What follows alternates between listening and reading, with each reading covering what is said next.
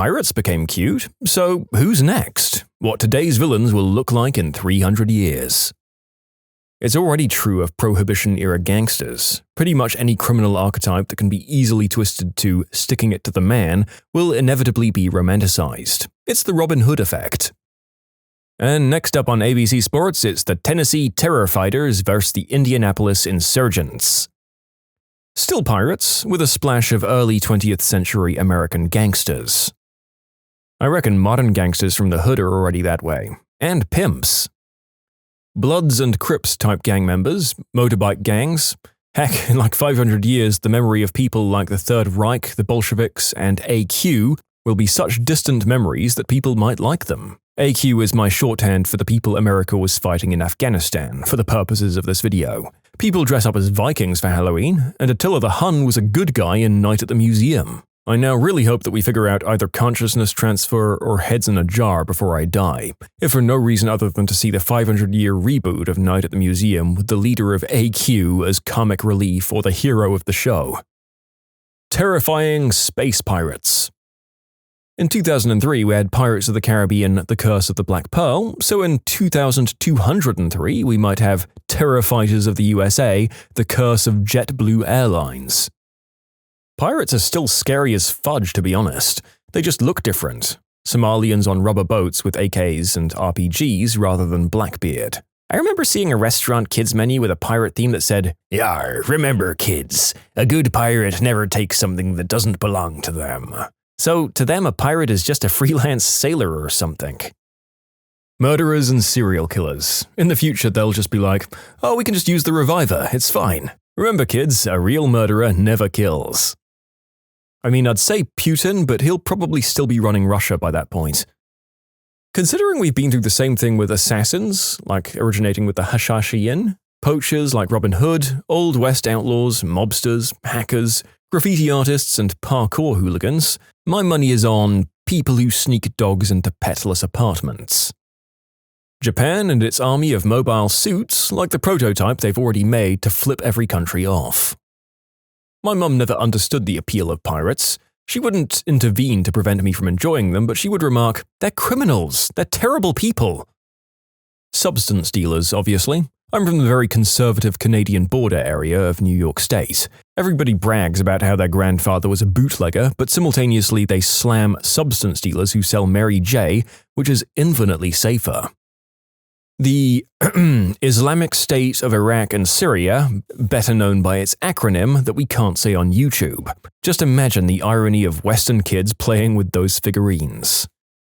Yeah, this topic is gonna really be a test of our ability to get things past the algorithm, I can tell. Also, there's a lot of mentions of this particular organization, you know, AQ and its leader. So, yeah, let's see me come up with a friendly renaming of that particular guy in a silly, fun YouTube style later when it happens. This job is whack, you guys. Cryptocurrency theft, but still wearing an eye patch. Mommy, I want to be a drone for Halloween. I mean, if anything, military drones will be even more widespread and prevalent in the future. They're just in their infancy right now. I mean, there's already a bunch of Third Reich games. Secret H word comes to mind. In 400 years, cancer will be so cured that ever being seriously ill with it will be forgotten too. Then it will be inaccurately represented in historical stories whenever an illness is needed. Like, "Are you coming out tonight?" "Oh no, sorry, I've got cancer." "Oh, okay, well, catch you tomorrow." "Okay."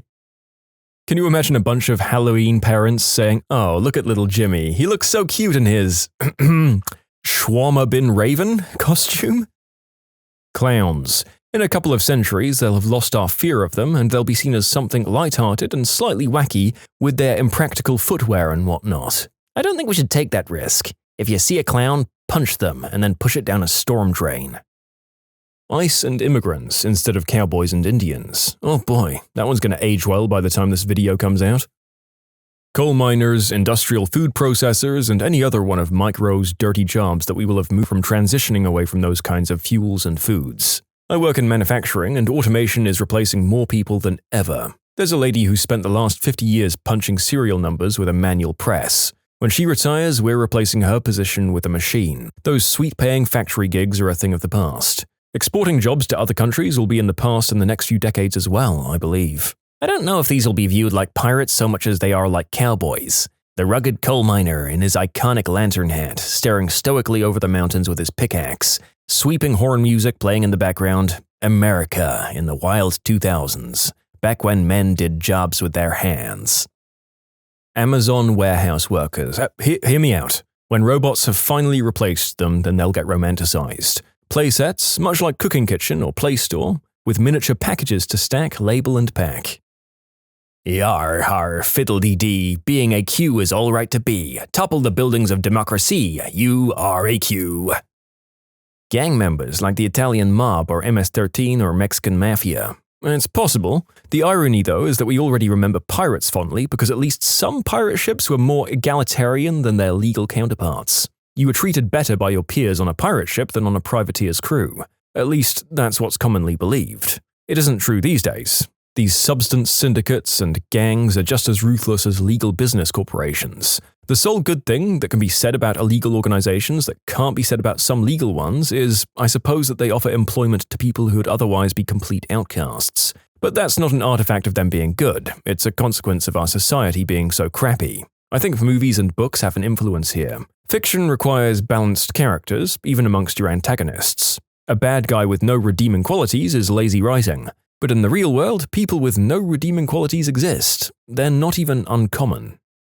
I reckon Hell's Angels, or bikers in general, they're already kind of being diluted from predominantly or almost exclusively outlaw types into a subculture. People who ride the traditional Harley and Harley-like cruisers already often dress the part and try to give off the air of rebellion and counterculture while doing things like charitable events. We've had around 100 years of biker counterculture and gone from the progenitors to the subculture that I speak of. In another 200 to 300 years, I could easily see a Jack Sparrow kind of biker character. Mufasa Lynn Barden and Mr. H of the Third Reich will be Halloween costumes in 50 years. Maybe modern-day privateers, or even modern pirates. Imagine a US carrier group going rogue and capturing cargo ships for their own profits. I bet their pirate lair would be wild. I could see Terror Fighters getting romanticized the way Knights Templar are today. They have huge beards, conviction, and cool names. Easy to make them look cool if you disregard all of the bad stuff and weird things they believed in. So like the Viking treatment? Can you imagine the YouTube videos of the future? Today I learned 200 years ago, these wacky guys flew passenger planes into 2 Manhattan skyscrapers, making them collapse. With the top comment of, "Huh, what an absolute maniac." Good ending, militaries. Neutral ending, Islamic terror fighters. Bad ending, probably some kind of A-bomb god that Caveman 2.0 came up with. 100 years from now, Toy of the Year is Terror Action Man with COVID. It already happened to ninjas and knights, too. Third Reich soldiers. Honestly, pirates, raiders, Mongolians were amongst the most evil human monsters in history. They've all been turned into cute cartoon characters. Maybe the video evidence of these people's evils will prevent that, but I strongly doubt it. Right? The violence and ideologies throughout history have been as bad as those guys. Even in the Roman times. The Gallic Wars were brutal, just a mass slaughter of everyone, fighter or not. Now we have Caesar's Palace in fabulous Las Vegas. I don't think anything will be off limits with enough time. Jesus. No, I mean the guy, Jesus. It's already happening. But in many years to come, he'll be fighting alongside Thor in some future reboot of the Avengers. Thor used to be worshipped in real life and became a comic character. So too will our Lord and Savior. It's already happened in some Japanese comics.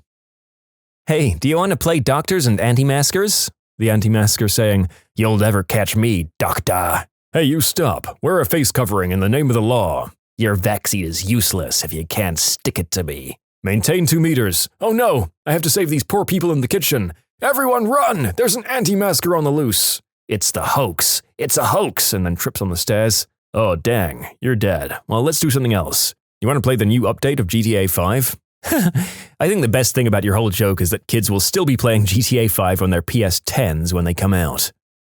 Oh yeah, you're not wrong. At the time of writing, GTA 6 has been pushed back, so I'm sure there's more of that to come. And maybe GTA 5 will be like San Andreas or Morrowind, and that it's the one entry of the franchise that people keep going back to 20 years later. Imagine a Halloween party in 2320 with the raunchy version of the people who strap explosives to themselves and, well, set them off. Whalers on the moon, obviously. Cops and political figures. People who repost questions on Ask Reddit.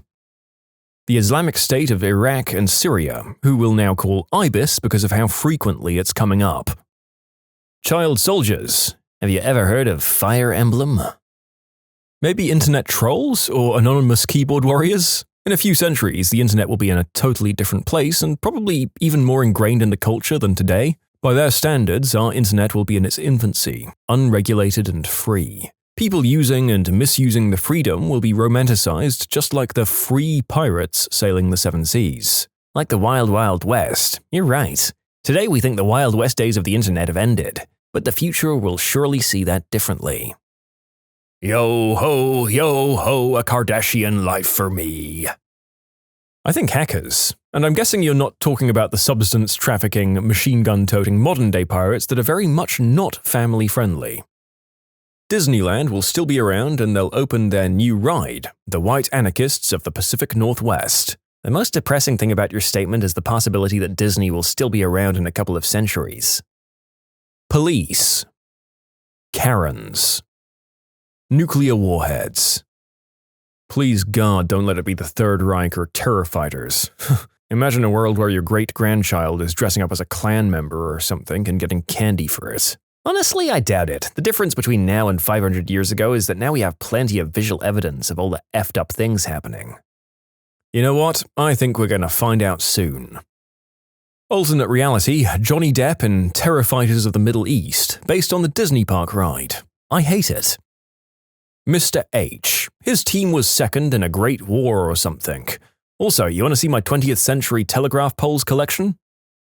You can submit your own stories to be featured here on the channel. The story submission link is in the description below. Don't forget to subscribe to Am I the Genius? We've already got the modern-day equivalent of this. Have you ever been to a family-friendly Harley-Davidson restaurant? Biker gangs and the original Harley customers weren't exactly the family-friendly sort. It wasn't middle-aged guys wanting a change of pace. But these days, though, there's a safe, fun, family-friendly image for you, the spouse, and the kids to go enjoy so that you too can be part of the Harley-Davidson crowd. Pirates, gangsters, cowboys, and ninjas are all romanticized because, through the lens of history, they represent a mix of defiance and freedom to us. I have a hard time thinking of a modern analogy that has enough long-term autonomy and fame outside of billionaires and dictators. So, my depressing answer is Elon Musk and Vladimir Putin with the comedy relief character of Trump. Songs about COVID-19. I mean, just think about Ring Around the Rosie. What I find funny and scary about this is that, differently from knights or cowboys, pirates absolutely still are a terrifying force to be reckoned with in many parts of the world. We made them into a family-friendly figure of fun just by pretending they don't exist anymore. Oh, Ibis, definitely. They have that iconic look and crazy, violent antics. P.S. The Vikings were even worse than pirates. They were butthole thieves and R-wordists that plagued an entire continent. It's incredible how they're now considered fun. Seriously, screw those guys. Hey, during the Viking Age, the violence was everywhere and in every society. Norsemen weren't especially worse than the others. They were diabolized in the writings of monks who were also their victims, that's all. We've got to stop spreading these ignorant cliches.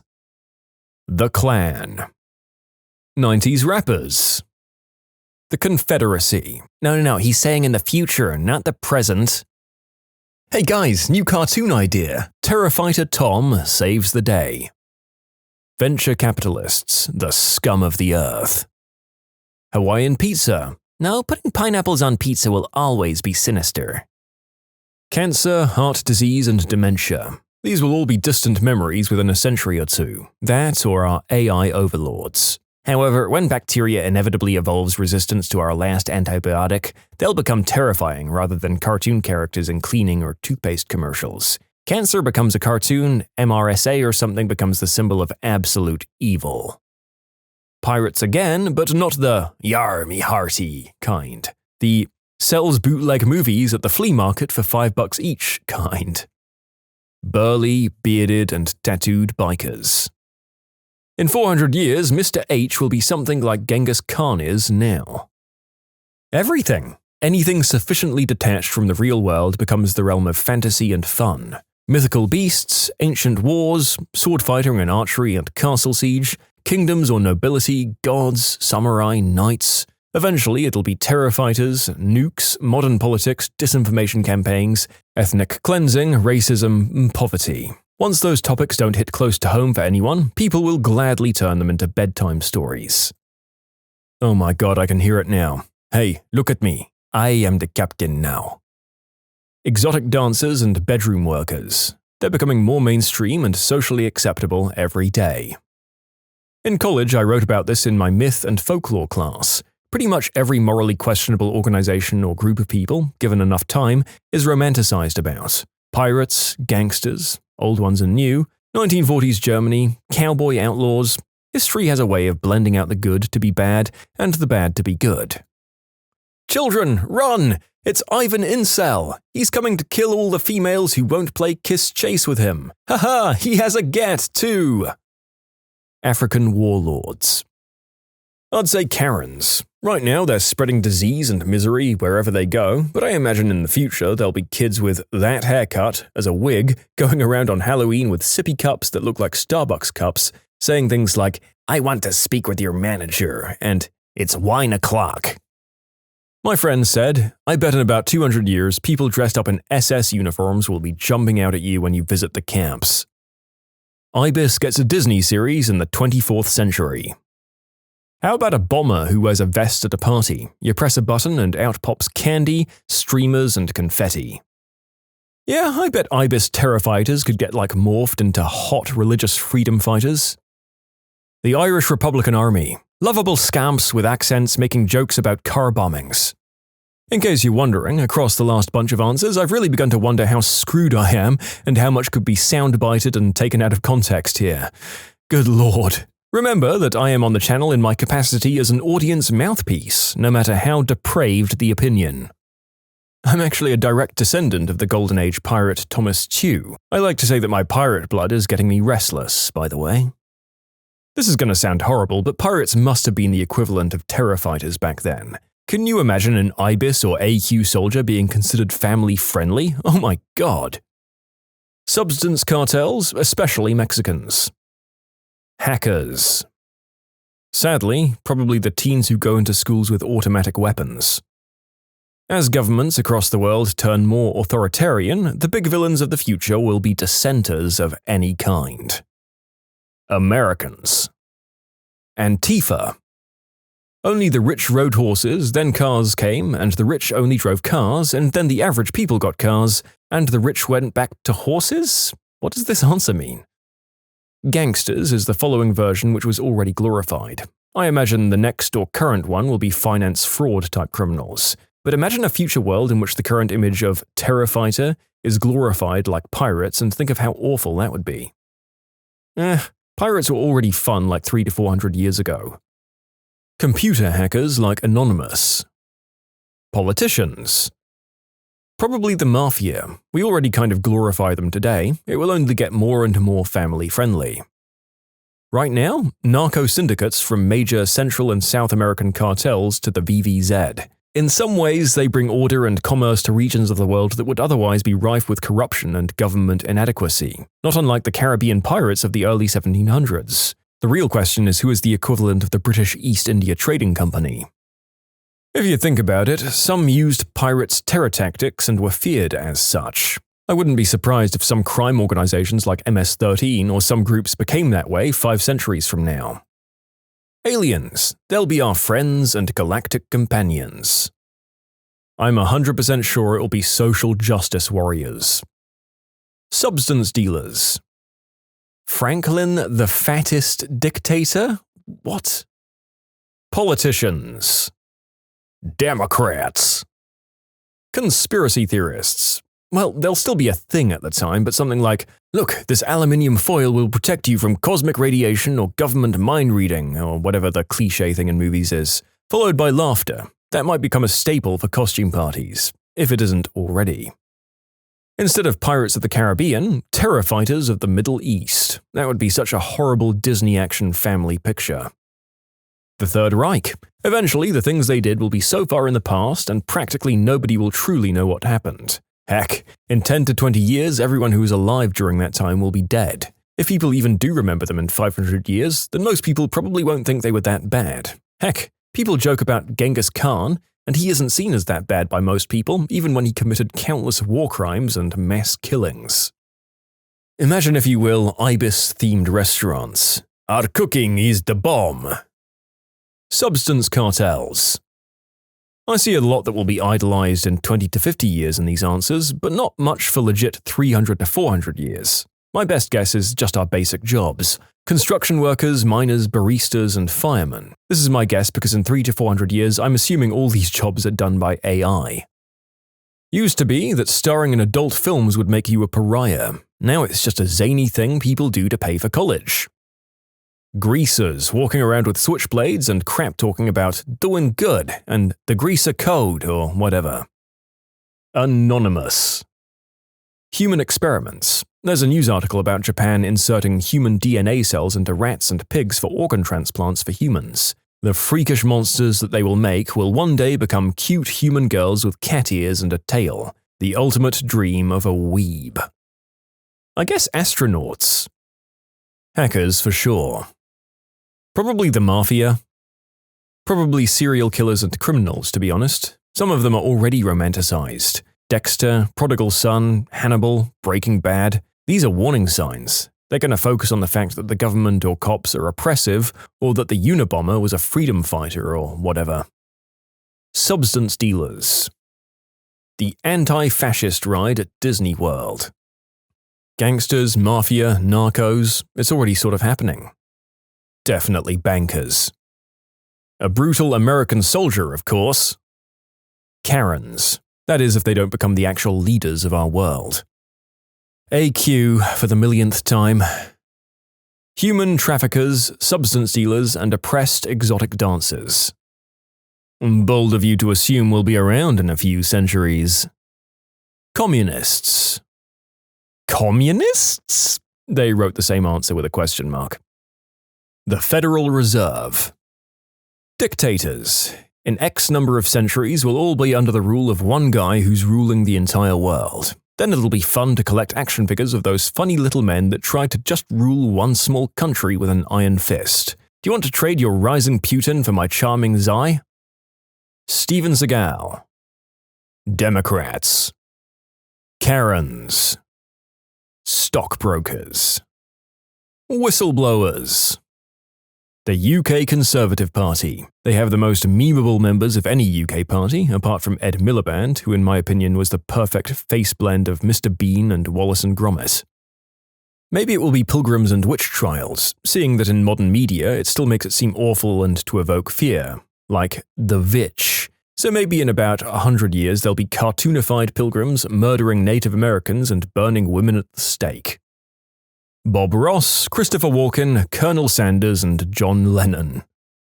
Executives and high-power white-collar people. Not specifically terrifying in the sense of piracy or actual violent crimes, but I think they'll become the standard evil boogeyman for kids to assign bad guy properties to. It's already a trope in its own right, but just like pirates, they'll become a caricature rather than a stereotypical position. Dressing up as an executive for Halloween would probably be the spitting image of Ben Stiller's White Goodman from Dodgeball, with just more focus on looking white-collar. They'll move from trope to joke.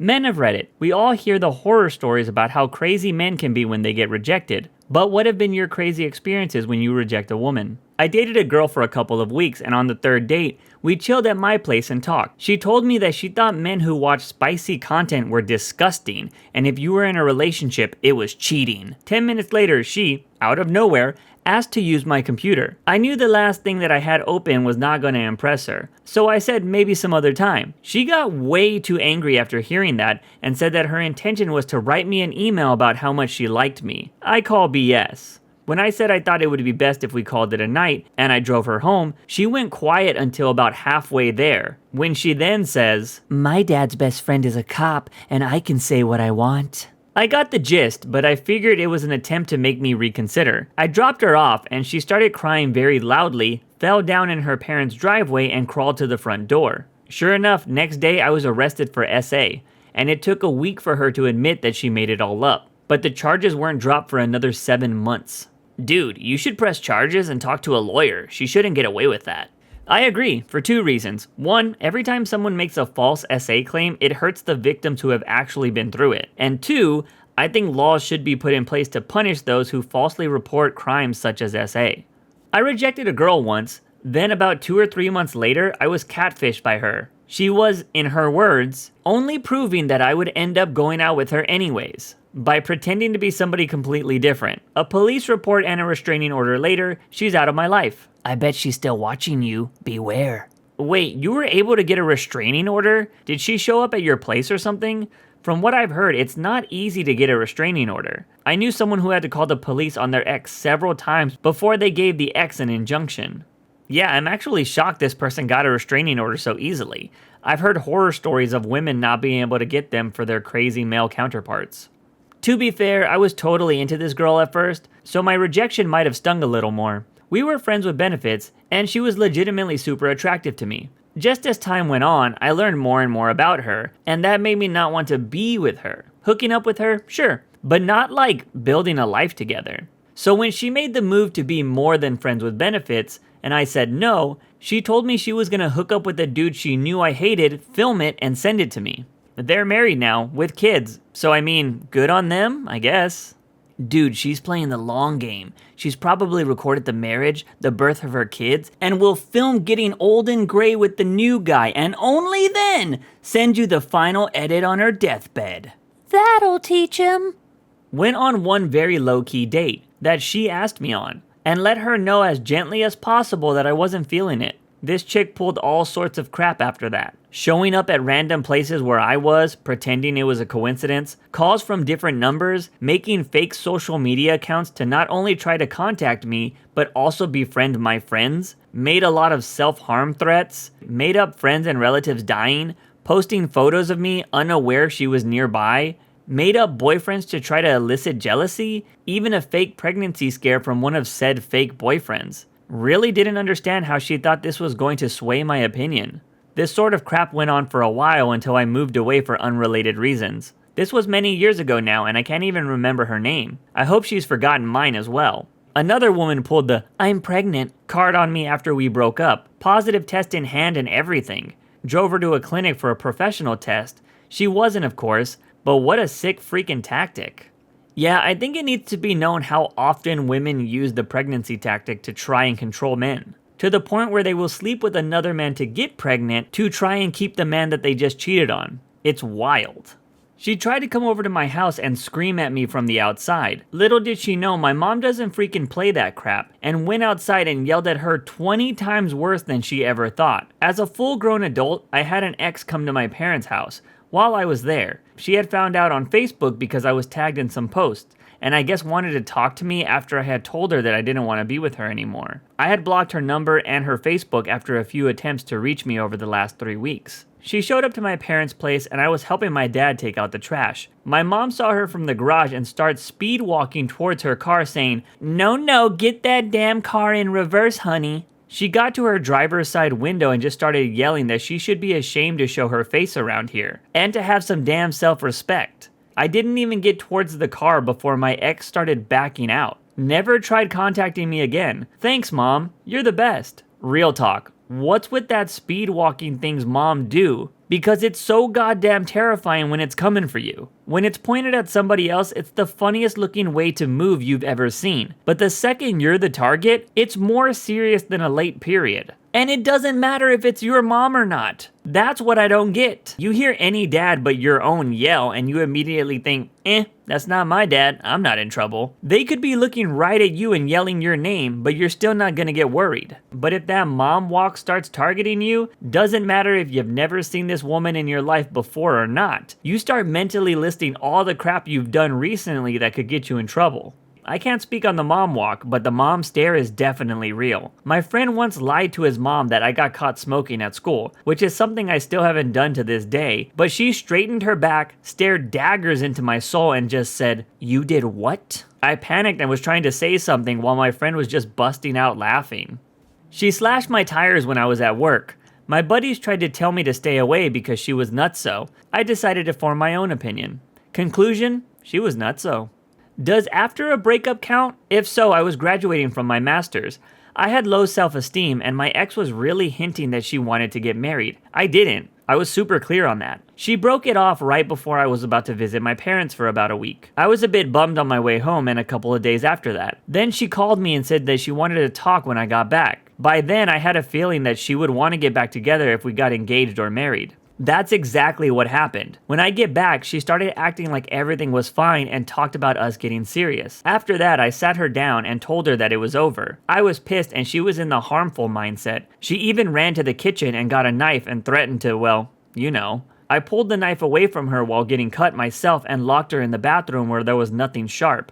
And I called a friend of mine to give us a ride so I can leave her at her house. At that point, I didn't want to leave her at a cab or act crazy or go missing or something. That's not the end of it either. It had just begun. The next morning, I woke up to 30 texts and 5 missed calls, which I decided to ignore. It escalated to 40 a day and 20 missed calls for about a week. Then notes in my car. Then a friend of hers started coming to my house to talk to me and say what went wrong and apologize for her. I told her that I was not going to get back with her. When that didn't happen, she sent over 2 of her friends to beat me up. Luckily, my friends were in my apartment and they backed off. The next morning, I had 2 slashed tires on my car. Almost missed a job interview. She would stalk me by staying at the cafe across the street from my place for hours, monitoring who came in and who came out and at what time. The final straw was after about 3 months had passed, I started dating a girl and we went to my apartment to DVD and chill. I got a call about an hour in. It was a friend of mine saying that he got a call from my ex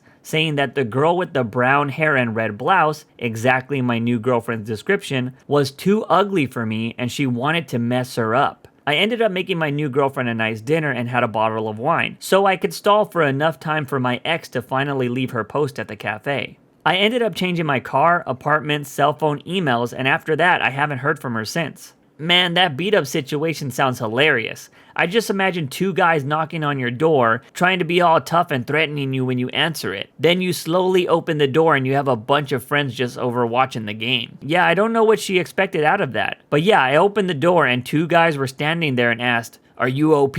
I, of course, said yes, and the guys just started pushing and saying that I broke my ex's heart and that I should be in pain as well. Well, I started with the punches, buddies heard me and they came out, with tons of beer bottles in hand. They started to run away after a friend of mine threw one of the bottles at the floor near their feet. My bet is they saw one too many telenovelas.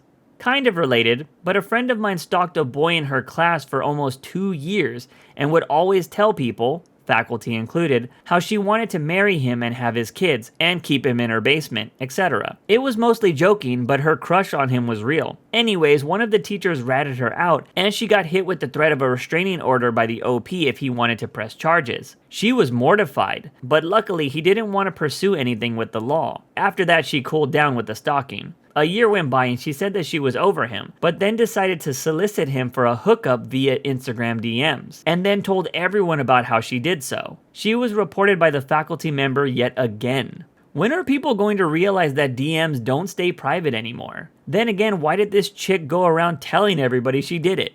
So a little backstory, I was in high school and found out this girl was cheating on me, so I broke up with her. She wanted to get back together, but I wasn't going to fall into that again. She texted me like once a month trying to start a conversation to get back together. I kept it to small talk for about 5 minutes each time before killing the conversation. Every time I rejected her, she would get absolutely pissed. She would badmouth me around the school. She tried convincing my friends that I was gay. She tried saying that I beat her, and the list would go on and on. Oh, and she tried convincing me that she was pregnant. She would make comments like, "You're gonna be a dad." So I went to her house on a Saturday and told her that I will pay for a test, but she got really pissed and started making excuses. Luckily, nobody ever believed her, and I graduated now, so I don't have to deal with her. She still tries to get back with me through text every now and then.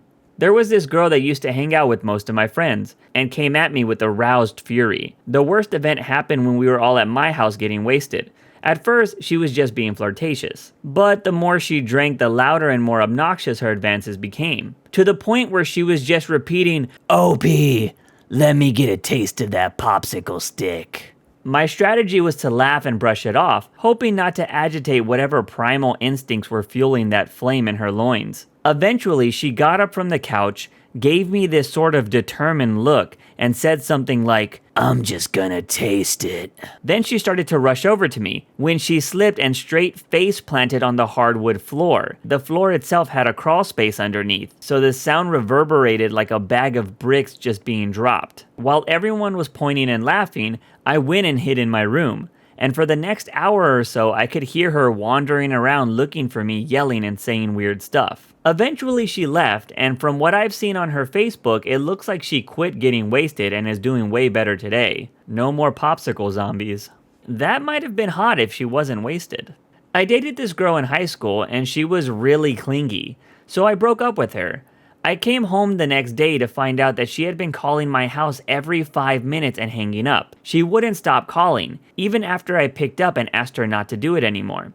We had to call the police. I ran into her dad a few days later, and he apologized for her bad behavior. Years later, she moved in with a friend of mine and screwed him out of a ton of money. Apparently, he was giving her money for rent and bills. However, she didn't use it for any of that. She moved out of their apartment, and when my friend got home one night, found out that he was being evicted and his girlfriend was gone. Had a girlfriend holding a knife against my chest when I tried to break up with her. Needless to say, we ended up doing the tango, and I broke up with her another day, by phone, because I wouldn't go nowhere near her with bad news. And people wonder why guys decide to break up with women over the phone or via text. Situations like this is why.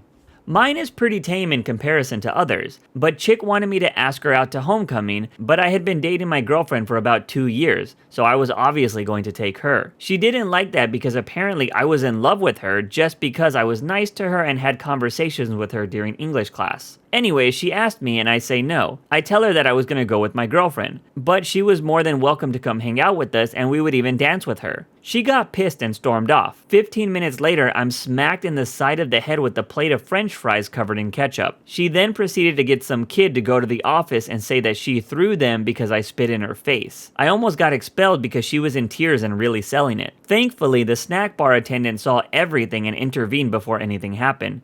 She didn't get in trouble or anything, the school just acted like it was over and done with. She moved to Alaska or something after that. We really need to start punishing people for lying about stuff and trying to get other people in trouble. I was relatively good looking and popular in high school and was aware that girls liked me. One of those girls was someone I was studying with for an AP exam. She lived a couple of blocks away and would come over when I got home from baseball practice. One night we were quizzing each other and she said something to the extent of, "If you get all of them right, I'll let you kiss me." I didn't get them all right, but she told me that I could kiss her anyways. I just kind of chuckled and told her, "Nope, I have to get them all right," and we went back to studying. Later that night, she sent me an email about how she views me as more than a friend and wants to know if I felt the same way. She was a cool girl and I liked hanging out with her, but I didn't want to date her. So I told her how I valued our friendship, etc. I get that it's a cliche response, but rather than accepting it gracefully, she told our AP US history teacher I was harassing her. This history teacher was also my baseball coach. Now, if you watch American teen movies, but you didn't play sports, you probably think that my teacher/coach told me that we would speak about it later. Then we would have a good laugh about it in the locker room. If you actually played sports, you're probably aware that I was benched for the next game and spent the next couple of practices running laps around the perimeter of the field. I guess it's not really a horror story per se, but it's still a crappy thing to do because a guy turned you down. We were friends and hooked up a couple of times. I told her I didn't want to hook up with her anymore because I was interested in somebody else. We talked on and off for a bit, but never really hung out because of our history, and I didn't feel comfortable with seeing her in person, except strictly platonically. Then one day, she texted me saying that she was SA'd and that she needed someone to talk to. I call her to see if she was okay, and she was bawling her eyes out on the phone. I made an exception about not seeing her in person this time. When I was with her, she ran to me and cried in my arms for a little bit, then slowly started reaching into my pants. I told her I wasn't into that, and she went off. She started screaming about how I could reject her in her time of need, that she just needed somebody to care about her, love her, to hold her, and to touch her, etc. The real kicker though, somewhere in her rambling, she said that she completely lied about the whole thing. I dropped her off a block away from her house, told her to get the hell out of my car, and just ghosted her after that. Like I've said in this video already, we really need to get some strict laws about people lying about serious things. This is about my sister-in-law's best friend. I couldn't stand being around her. She was obnoxious, stupid, and dressed like a $10 lady of the night. My brother and sister-in-law were always planning date nights for the four of us, and then they would find a way to recede into the night so that the two of us would be alone. I was nice at first, but then her flirting went into overdrive. She was always smiling at me, caressing me, and laughing at my jokes even though I wasn't trying to be funny. I had to put the brakes on everything and become short with my answers and practically sat on my hands. I wanted to make sure I wasn't sending any signals out.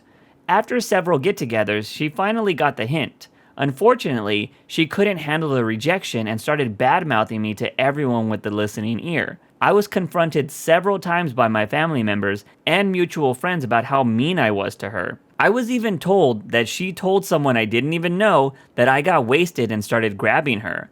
She couldn't handle rejection like a grown-up, so she made me out to be the jerk.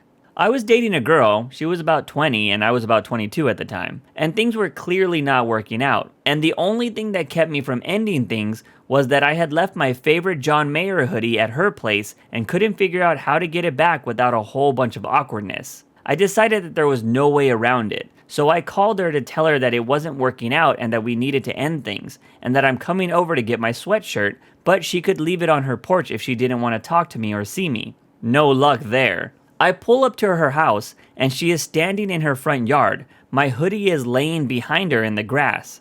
I get out of my car, and before I can say anything, she starts yelling at me. I should mention that it was a nice mid-June evening, and many of her neighbors in this idyllic picture of suburbia were sitting on their porches and got to witness all of this. This goes on for about 13 minutes, non-stop, with her going on and on while I say nothing. Finally, she runs out of things to yell, and she is finally catching her breath. So I ask, "Can I have my hoodie back?" She throws it at me, and I bolt for the car and out of the driveway before she can start up again. The best part? My hoodie was unharmed. I'm not gonna lie, when I first read this story, I laughed when they said John Mayer hoodie. I guess his girlfriend's body wasn't a wonderland. I figured why not end the video with a personal story. I don't know if this would be considered a rejection officially, but I did date a girl for 5 years that handled the breakup pretty terribly. Like I stated, we dated for over 5 years, and I can honestly say that it should have ended 2.5 years earlier. But hey, when you're a young guy, you think more with your little head more than your big one. Well, fast forward to me finally getting the courage to break up with her. If you need to know the final straw, she kept talking to me about some work trip she was going on and how it was going to change her. And I knew what that meant. She was going to do a bunch of things that I would hate or disagree with. Once I did this, I felt a sigh of relief, but also like a dummy, I jumped right into another relationship because I thought that was a smart thing to do at the time. Well, one day, my idiot self sent a text to my ex that was meant for my new girlfriend, who my ex had no idea existed. She thought I was still single. Well, the month that followed had my ex calling my mom, telling her that she was pregnant, which made my family freak out on me. Don't worry, the baby wasn't mine, and if I remember correctly, she didn't even have a baby for another 2 years, so that was a lie. She also called my mom while my new girlfriend was at my house to inform me that she was at a crisis center because she was thinking about ending it all. Oh, and of course, since Facebook was all the rage at the time, she found my new girlfriend and decided to talk to her. That was on top of other things like she would tell me that she downed a whole bottle of Everclear, falling asleep in a bathtub full of water, and about how she destroyed her brand new car that I made a couple of payments on. Basically, she was trying to do everything she could to ruin my new relationship. I also believe she randomly showed up at my house once or twice. So it's safe to say she didn't handle things well, but to be fair, my new relationship wasn't going to last that long either anyways, because I found out that my new lady was hiding 2 kids from me and lying about them being hers. Were you ever that one in a million? If so, what's your story? I am a 19-year-old male. In August of last year, I was driving with my sister when suddenly her face turned cold. "Gavin, your eyes are yellow," I remember her saying. I quickly pulled down the passenger's mirror, and to my horror, 2 yellow eyes radiated back at me. Fast forward, I spent a month being sick. The initial diagnosis was hepatitis A. Went back to the doctor, nothing was better. Things were worse, in fact. Was sent to the ER, then to the liver transplant unit at UCSF. By this point, my eyes had turned muddy orange, and my pee was the color of a mahogany tree. Anyways, the team of liver doctors at UCSF managed to save my liver. I was diagnosed with autoimmune hepatitis. Oh, and my eyes were wide again. Not me, my wife. We lived in Jacksonville, Florida. She rarely gets sick but has mild insomnia. Around Wednesday, she had a low fever and complained of aches and sweats at night and trouble sleeping. That weekend, she wanted to see the doctor. I told her she probably had the flu, just wasn't used to the aches, and she always has trouble sleeping. But if she was still feeling bad Sunday, we'd go to a clinic. Saturday night, she couldn't sleep, so we made an appointment for Sunday afternoon. But on our way there, sure enough, she's feeling better. Doctor checks her out. She's feeling fine now, no fever. He says she probably had meningitis but is recovering. I'm due to go on a business trip to California the next day, Monday, and ask him if he thinks it's fine to go. He says, yeah, no problem. That evening, wife is eating and laughing and all is good. Monday morning, I leave early. That afternoon, my neighbor calls and lets me know my wife was wandering in the street in a delirium. My wife didn't know where she was, so the neighbor drove her to the ER. I book a flight home that night. The hospital checks her out. She has a fever, her blood cell count is in the basement, and she is completely out of it mentally. They're not sure what's wrong, and a bunch of specialists start descending on her. I have to fill out a bunch of paperwork on her medical history, where we've been, etc. They think maybe it's some weird autoimmune disorder. Not good. She gets a bunch of transfusions and put on a cocktail of meds while they figure it out.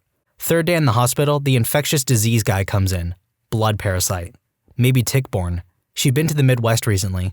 Could have caught it if she went walking in the woods or a park. Next day he comes in, figured out the parasite. Why didn't you tell me she left the country? Huh? She hasn't. Well, she has malaria. Malaria? I thought you couldn't get that in the US. You can't. You need to go home and bring me her passport. What the heck?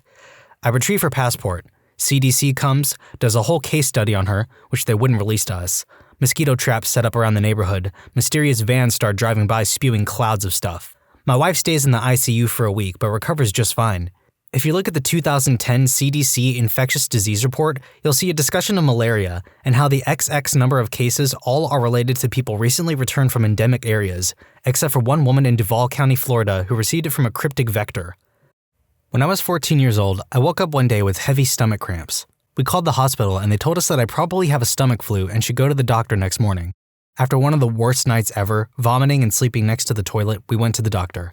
I had a fever of 40 degrees Celsius and was aching a lot. The doctor told me I had to go to the ER and have it checked out because she thought my appendix was inflamed and causing the pain. We went to the ER and I stayed in the hospital for about 2 weeks, but they couldn't find anything. They treated me with broad-range antibiotics, and after 2 weeks I was feeling a bit better and they told me to go home and recover. The night I got back from the hospital, I went to bed and started hallucinating that I lived in a retirement home and that pirates were coming to steal our food. So I was flailing around trying to fend off pirates when my mother came in and asked what all the fuss was about. I told her what was going on and she looked at me like I had summoned a devil. She took my temperature and she instantly took me to the ER again. I had a 41 degrees Celsius fever. When we went back to the hospital, I got immediately treated for inflammation and they did a wide range of tests again. They saw that something in my body was inflamed, but they couldn't find it. I stayed in the hospital for about 2 more weeks when they finally found what was going on. My appendix was inflamed and burst the night I was having the hallucinations, but on all the scans they couldn't see my appendix. The doctor told me that if I came in 2 days later, I would have died because of the pus flowing in my body.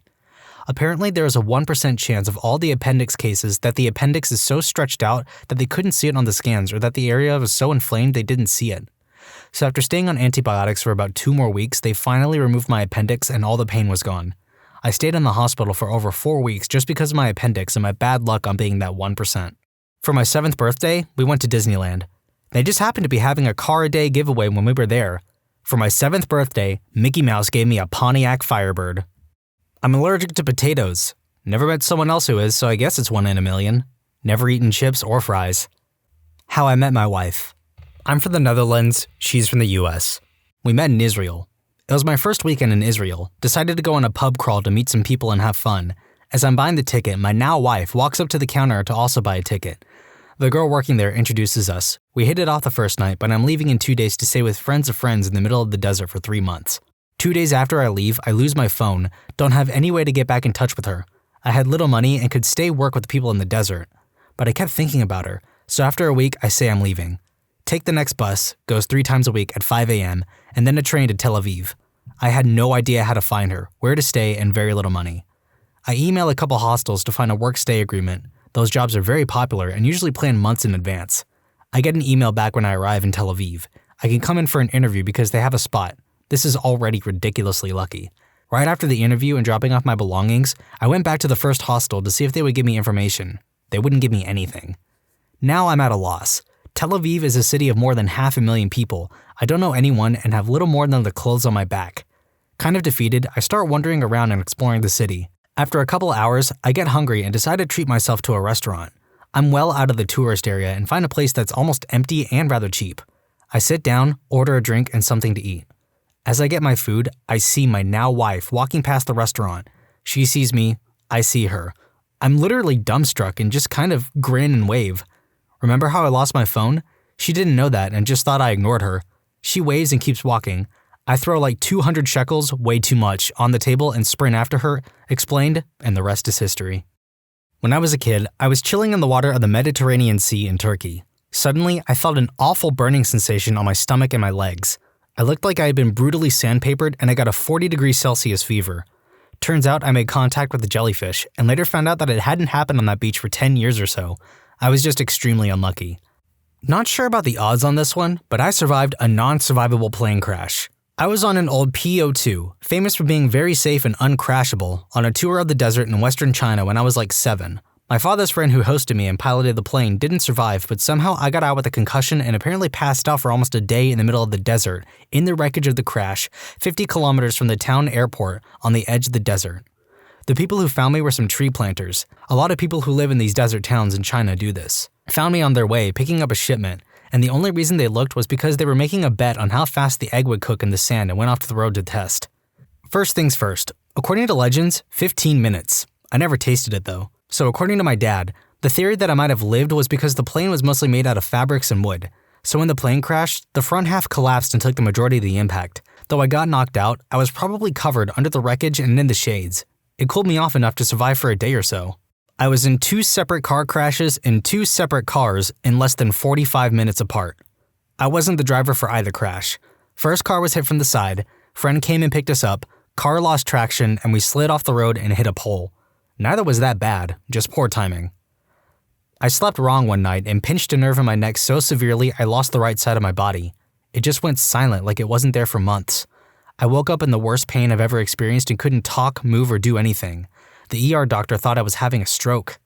My doctor had never seen a case as severe as mine, and it was purely a freak accident. Recovery took months, but I have use of my leg and hand again, with some numbness.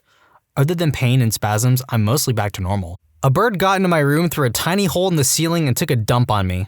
Had 2 11-centimeter benign tumors growing in my spine, resulting in gradual paralysis from my chest down. They had no idea how the tumors formed. Surgery took 11 hours when they thought it would take 4 because the tumors were so complexly woven throughout my spine. I now have pretty much half a spine and chronic pain, but I'd take that over losing my life from paralysis and being unable to breathe. The first one, I don't know about the exact odds, but I was born on 7/7/77 and weighed 7 pounds and 7 ounces. Sadly though, I clocked in at 6:50 a.m. The other is that around the age of 14, I started to notice the outsides of both of my feet starting to get much wider. After a couple years of buying expensive custom-made shoes, they decided to perform surgery on my feet. Turned out I had extra muscle growth along with something else I don't recall at the moment. My podiatrist told me he submitted a scholarly article on it. May also have been genetic, as when my dad was 3, he developed an extra toe growing out of each one of his big toes. I actually know the name for this offhand, and it's called polydactyly. I've got the middle toes on both feet webbed. So did Stalin. Quack. When I was a teenager, I had just started working at the local Sears Auto Center Express lube shop, and on day 1 did a quick orientation and my first oil change. The manager walked away when he felt I was good to go, and the oil change went well. Fast forward a few days later, my manager had asked me to come into his office, and he explained that the oil filter I had used had one huge flaw. I didn't know what that was, and it turned out the filter was pressed on backwards into the filter can and it wouldn't allow oil to flow in, and it damaged the motor. They had to purchase a new motor for the person, and I still kept my job. He said it was a 1 in a million chance that it would have happened, and it did on my first oil change. I had the rarest type of synesthesia, lexical gustatory. It means I taste words. I was struck by lightning while talking on a landline. This was in the early 90s. Lightning struck through the telephone line and traveled through the handset to my ear. My parents drove me to the ER. I couldn't talk very well. My brain knew what I wanted to say, but my mouth didn't want to say it. I had a terrible stutter. My doctor told me that I had had a dose of good old-fashioned electroshock therapy. My speech was normal the next day, but I'd get a terrible headache whenever a thunderstorm comes through. I have an unknown type of autosomal dominant centronuclear myopathy. My type of it is so rare that they haven't even seen it before. Getting diagnosed was a multi-year struggle. They pretty much had to rule out everything else. It doesn't feel great to be in this club by myself. Countless blood draws, MRIs, CAT scans, and a biopsy and a genetic test. So far, it looks like my father and I are the only ones with it. Yay. As the researchers pointed out, this isn't really rare, just a type that hasn't really been seen in the population yet, meaning there is certainly more people out there, just not tested or diagnosed yet. In the future, I'll probably be 1 in 50,000 to 1 in 100,000. Sorry to make everyone think I was 1 in a million. I'm allergic to the cold. Like, literally. I get intense hives, swelling, I pass out, and throw up. Doesn't even have to be freezing. Below 45 degrees without a jacket, and I can't do it. I have to carry an EpiPen with me in the event that I drink something too cold or have a severe reaction. Bought $3 worth of pong balls at one of those games at the state fair. I think it was 10 balls, and the grand prize is in the middle, and you have to land it in a small glass container. I was having fun and just decided to throw it by flicking my wrist in a weird way. It bounced around for a while, and landed right in the red glass container, which was the grand prize. Even the worker was surprised that I got it. Had to walk around the state fair with a giant Charmander plush toy after that. Not quite 1 in a million, but close enough. As a child, I had an extremely rare autoimmune disease. On top of having an extremely rare illness, I developed the rarer and most dangerous of the symptoms. My kidneys started shutting down. Most kids recover from this disease, but not always the ones with kidney issues. I was extremely lucky. I did not have to go on dialysis, and my kidneys eventually reached normal functioning levels. It took a decade to be completely cleared of the disease. My mother likes to call me a miracle child, not only because of this, but because she was not supposed to be able to have a kid due to health issues, and had several miscarriages before my stubborn butt decided to be born. Weird stuff. I have symmetric bilateral coloboma of the iris and retina. Essentially, my pupils are shaped like keyholes instead of circles. A single coloboma is pretty rare, double coloboma is even more rare, and double symmetrical, well, you get it. I have a very rare skin disease that only 1 in a million people get. I've been told that I'll probably never meet another person in my lifetime with it. Hailey-Hailey disease for those interested. For those asking, I was diagnosed by a team of dermatologists. They had to take a biopsy of one of my many outbreaks. A picture of that particularly horrible rash is currently in a medical journal, or so I've been told. Yes, it is a very painful disease. Yes, I get steroid injections for it. I also get Botox injections to control sweating and prevent some of my outbreaks. No, I don't know if you have this disease. You have to get a biopsy. Yes, it's inherited. My mother was a carrier, and I've been told my grandmother had the disease for more than half her life. Hailey-Hailey disease is a rare genetic disorder that is characterized by blisters and erosions, most often affecting the neck, armpits, skin folds, and genitals. The lesions may come and go, and usually heal without scarring. Sunlight, heat, sweating, and friction can often aggravate the disorder. The symptoms of Hailey-Hailey disease occur because of the failure of skin cells to stick together, resulting in the breakdown of affected skin layers. Hailey-Hailey disease occurs due to a mutation in a specific gene that creates a protein that is essential for the proper health of skin. The disorder becomes apparent after puberty, usually by the 3rd or 4th decade, but symptoms can develop at any age.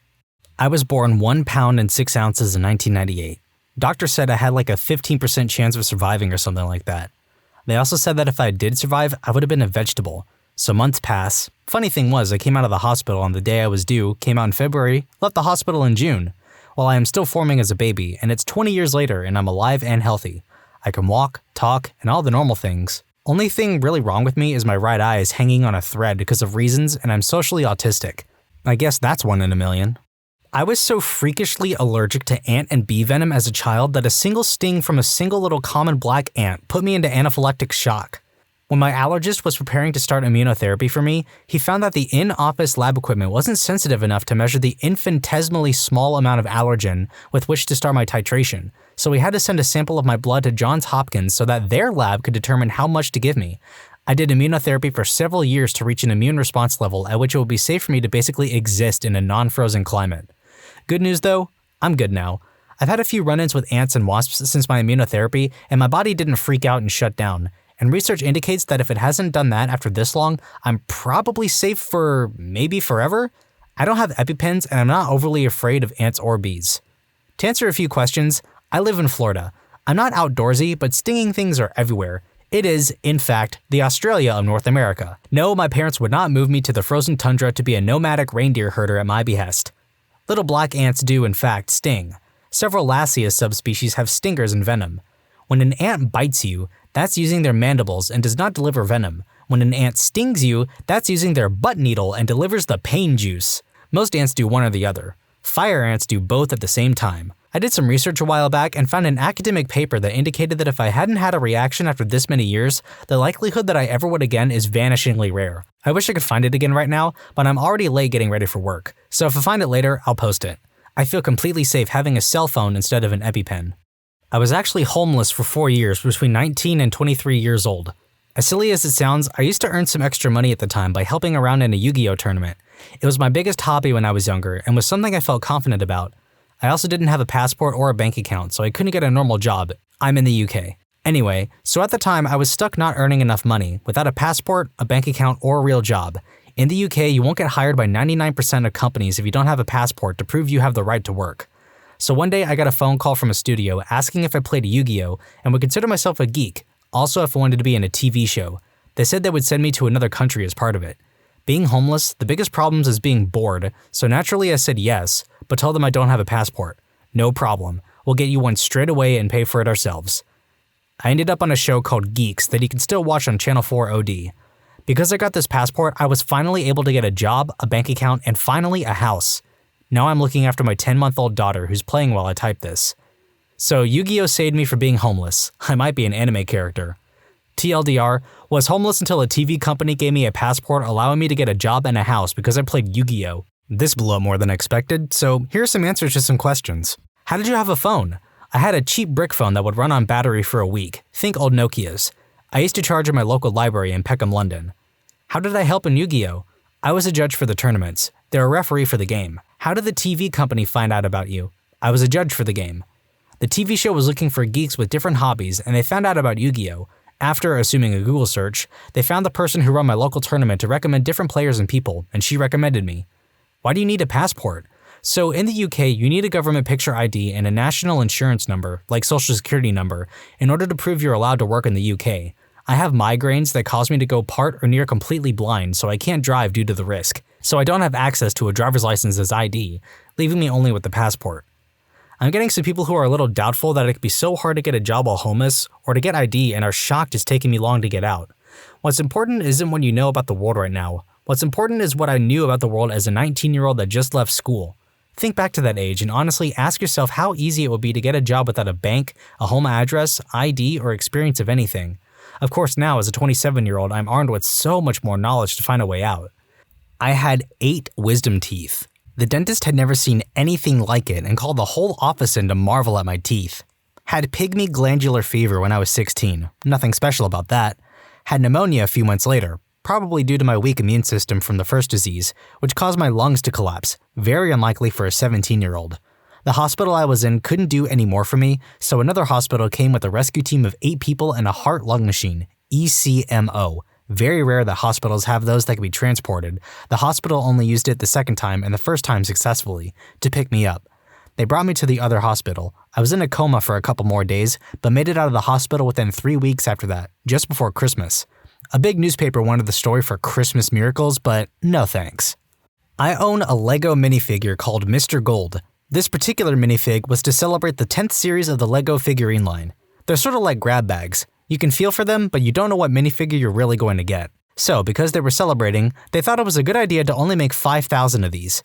Anyways, when I was younger, and even now, I was really good knowing which figures they are simply by looking at the figure's pieces and feeling out those pieces. I really liked the minifigures because I thought they were really cool and unique, so I really wanted Mr. Gold, and me and my mom hunted for it for a long time, but after a while, I gave up. Then one day, I was at the Lego store and felt the distinct diamond piece and freaked out. Finding this figure was a downright fantasy. I'm 18 now and still want to relive 12-year-old me's pure joy as he opened the packaging. My dad once asked me for a quarter. I tossed it to him and it went directly into his shirt pocket. Guys, Dude Perfect is losing his mind right now. People who quit their jobs in a blaze of glory.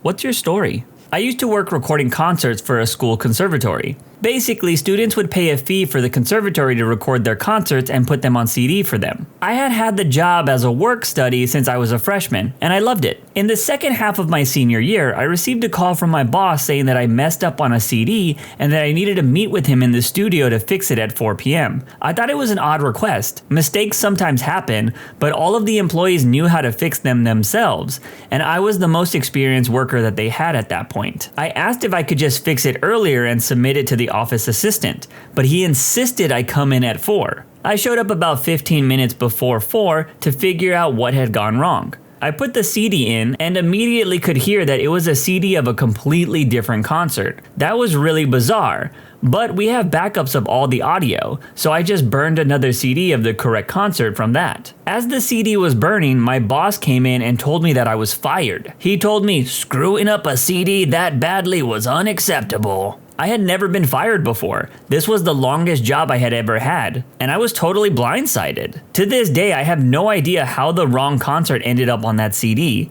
The best I could figure is that the office assistant mixed up the CDs or something, but whoever's fault it was, it had a really easy problem to fix. I argued with him for a bit by telling him that I thought he was making a big mistake, and this really wasn't a huge deal. But he refused to listen. Just when I resigned myself to my fate, the newly burned CD popped out of the computer. We both looked at it for 5 seconds in silence. Then I laughed, handed it to him, and shook his hand and then walked out the door. I wasn't done though. I loved that job and I felt wronged. I was also saving up for a trip to Europe and I didn't want to have to cancel it. I had already had my tickets to Waken. Without a job or a girlfriend, I had a lot of time on my hands that semester. So I decided I would just start my own business recording students' concerts using my own equipment. I charged slightly lower fees than my former employer and put ads online and around the conservatory. I advertised that I was more experienced than anyone working at the conservatory audio, and frankly, my equipment was better as long as they weren't playing one of the big venues, especially for jazz shows. Also, instead of burning CDs, I offered my clients to just send them the audio digitally, which a lot of students preferred because they would just get it within an hour or so after the concert had ended rather than several days later. College kids are cheap, and it didn't take long before I had to hire my own assistant to keep up with all the concerts that we were recording. I probably ended up cutting the conservatory's audio department business by 20%. My former boss was livid, and he made a couple of unsuccessful attempts to shut us down. I had earned more money that semester than I probably had in my previous 3.5 years combined of working for someone else. I was just mad at myself for not doing this earlier. The only problem is, I don't feel comfortable putting that job on my resume anymore. I know that feeling. I can't use my last job as a reference either, but I'll be telling my story later on in this video. Not me, but my dad. He was a partner in a software company and they were undergoing a merger. There was a ton of confusion in the move, and one guy was trying to take advantage of the situation. He was from the other company. He fired my dad for no reason. However, my dad was really well liked at his company. So much so that many of the employees from his company walked out of the building when he left with his stuff. One guy apparently came running down to the parking lot because he realized the guy that fired my dad did not have the authority to do so. My dad put his things in the car, goes back upstairs, fires the guy who tried to fire him, and then quits. I don't know if this is a blaze of glory, but it made me feel good. I got a job in a big city. My new manager said that she wanted to give me a 2-week trial period because she just wasn't sure about me. This manager was a total B, constantly yelling, expecting us to work through lunch, work late, and come in early. Had sessions in her office about how awful we were. I was miserable and the job was hell. The Friday of the end of my trial period, my manager called me into her office. She said that she was pleasantly surprised at how good I was and that she definitely wanted to keep me on. I told her that unfortunately she had not passed my trial period and I would not be staying. When I walked out, it was the best elevator ride down to the lobby ever. People often forget that employment is a two-way street. It's always refreshing to remind them of that. When that boss said there was a trial period, my brain was like, I would have told her she's on my trial period too. Glad the OP did that in the end. I drove for about 4 hours for a job interview that was right out of grad school. Nice place, working environment seemed a little tense, but that's alright. This was an animal shelter in the Midwest. The owner asked me to clean a cage for him. I said sure, doctors have to clean out cages every once in a while. It takes about 10 seconds. Then he asked me to hang out for a second while he talked to a client. I said sure. He told me to just keep cleaning the cages. I thought he was kidding. A technician walked into the room and asked me why the cages weren't done. I shrugged. From her attitude, I gathered that he wasn't kidding about the cages. After a wait in excess of 20 minutes, I just left. Got a phone call about 5 minutes later. I didn't answer it. Wait, he was making you clean cages during a job interview? What? There are so many things wrong with that. Free labor? What a turd move. Probably just didn't want to do it themselves. It's also illegal. I was a server in a really crappy restaurant. It was owned by a husband and wife. The wife was truly in charge and responsible for actually getting almost everything done. The husband was a hot-headed jerk who would show up from time to kick the cook out of the kitchen to play chef himself. He was a terrible cook. His wife did her best to just keep him out of the restaurant altogether, but he was a jerk and he did as he pleased. Luckily, he was also lazy, and restauranting is work, so he wasn't there often. Anyways, one day on a slow morning, when I was the only server, he came in to cook breakfast and was just ruining everything. He was smoking a cigar in the kitchen, using way too much grease and just burning everything. Customers would order scrambled eggs and bacon. How hard is that? And he would give me a blackened mystery substance dripping with grease to bring to their table. I refused. He screamed at me within earshot of the customers and told me that he was the restaurateur, not me, so I better do as I was told. So I took that crap food to the tables. They complained and asked me to replace it while looking at me like they couldn't believe that I would bring such food to their table in the first place. I brought it back to the kitchen and Hothead couldn't believe that they didn't want it. He doesn't believe me and yells at me some more. I am not about to bring the same food out to that table, so I refuse and tell him to do it himself. As you can imagine, he did not like that very much and he let me know very loudly. But he did take the food out to them. They gave him the same response they gave me, and he shouted at them. He shouted a whole rant at them about how they had no idea what food was, and that he grew up in Greece where food was an art. And he went to school and owned a restaurant, so what credentials could they have? Who are they to question food? He told them this restaurant was only for people who truly appreciated food and that they could go eat elsewhere. They did leave in silence. I think they were too shocked at what had just happened to come up with a rebuttal. When he came back from his incident with them, he told me that I was on thin ice and he didn't care for the backtalk I had given him. He said if I didn't like how he runs things, I should just leave. I was the only server in that place, and I was so pissed off I couldn't see straight. And he had just told me to leave if I didn't like how he operated. Well, I didn't like how he operated, so I left. He must have not realized that there were no other servers, because I immediately got a voicemail about how it was all a misunderstanding and I should come back because they were busy. How they were busy, I don't know, and everything would be all right. Luckily, I was working 2 jobs at the time, so I had the option to just pick up more hours at my other job. I didn't answer his calls until hours later when the voicemail started sounding really desperate. All I said was I can't talk because I was working my other job and I'm not coming back, so stop calling. I heard from ex-coworkers that his wife came in shortly thereafter, cried uncontrollably and closed the place down for the rest of the day. That did make me feel bad because she was a nice lady who worked really hard, and I can only imagine how hard it was to try and run a restaurant with a husband like that. If that man is like that in public, I would hate to see how he is in private. I feel bad for that wife. I was an investigative reporter in Cleveland and had turned in a solid story about State Senator Kevin McLaughlin using his campaign finance money to buy Ohio State game tickets and hotel rooms for his mistress. It was approved by the editor and publisher, but the CEO, Matt Haggerty, spiked it when Coughlin threatened a lawsuit. I told him to go screw himself on the conference call with his people, before security escorted me out of the building. I sent the spike story to everyone in my Rolodex. It circulated the state house, and a couple of weeks later, Coughlin dropped out of the race for governor. I sued the paper and Coughlin for wrongful termination. Coughlin agreed that he never had grounds for a lawsuit, and I settled with the company. Slate and a few other publications wrote about my graceful exit.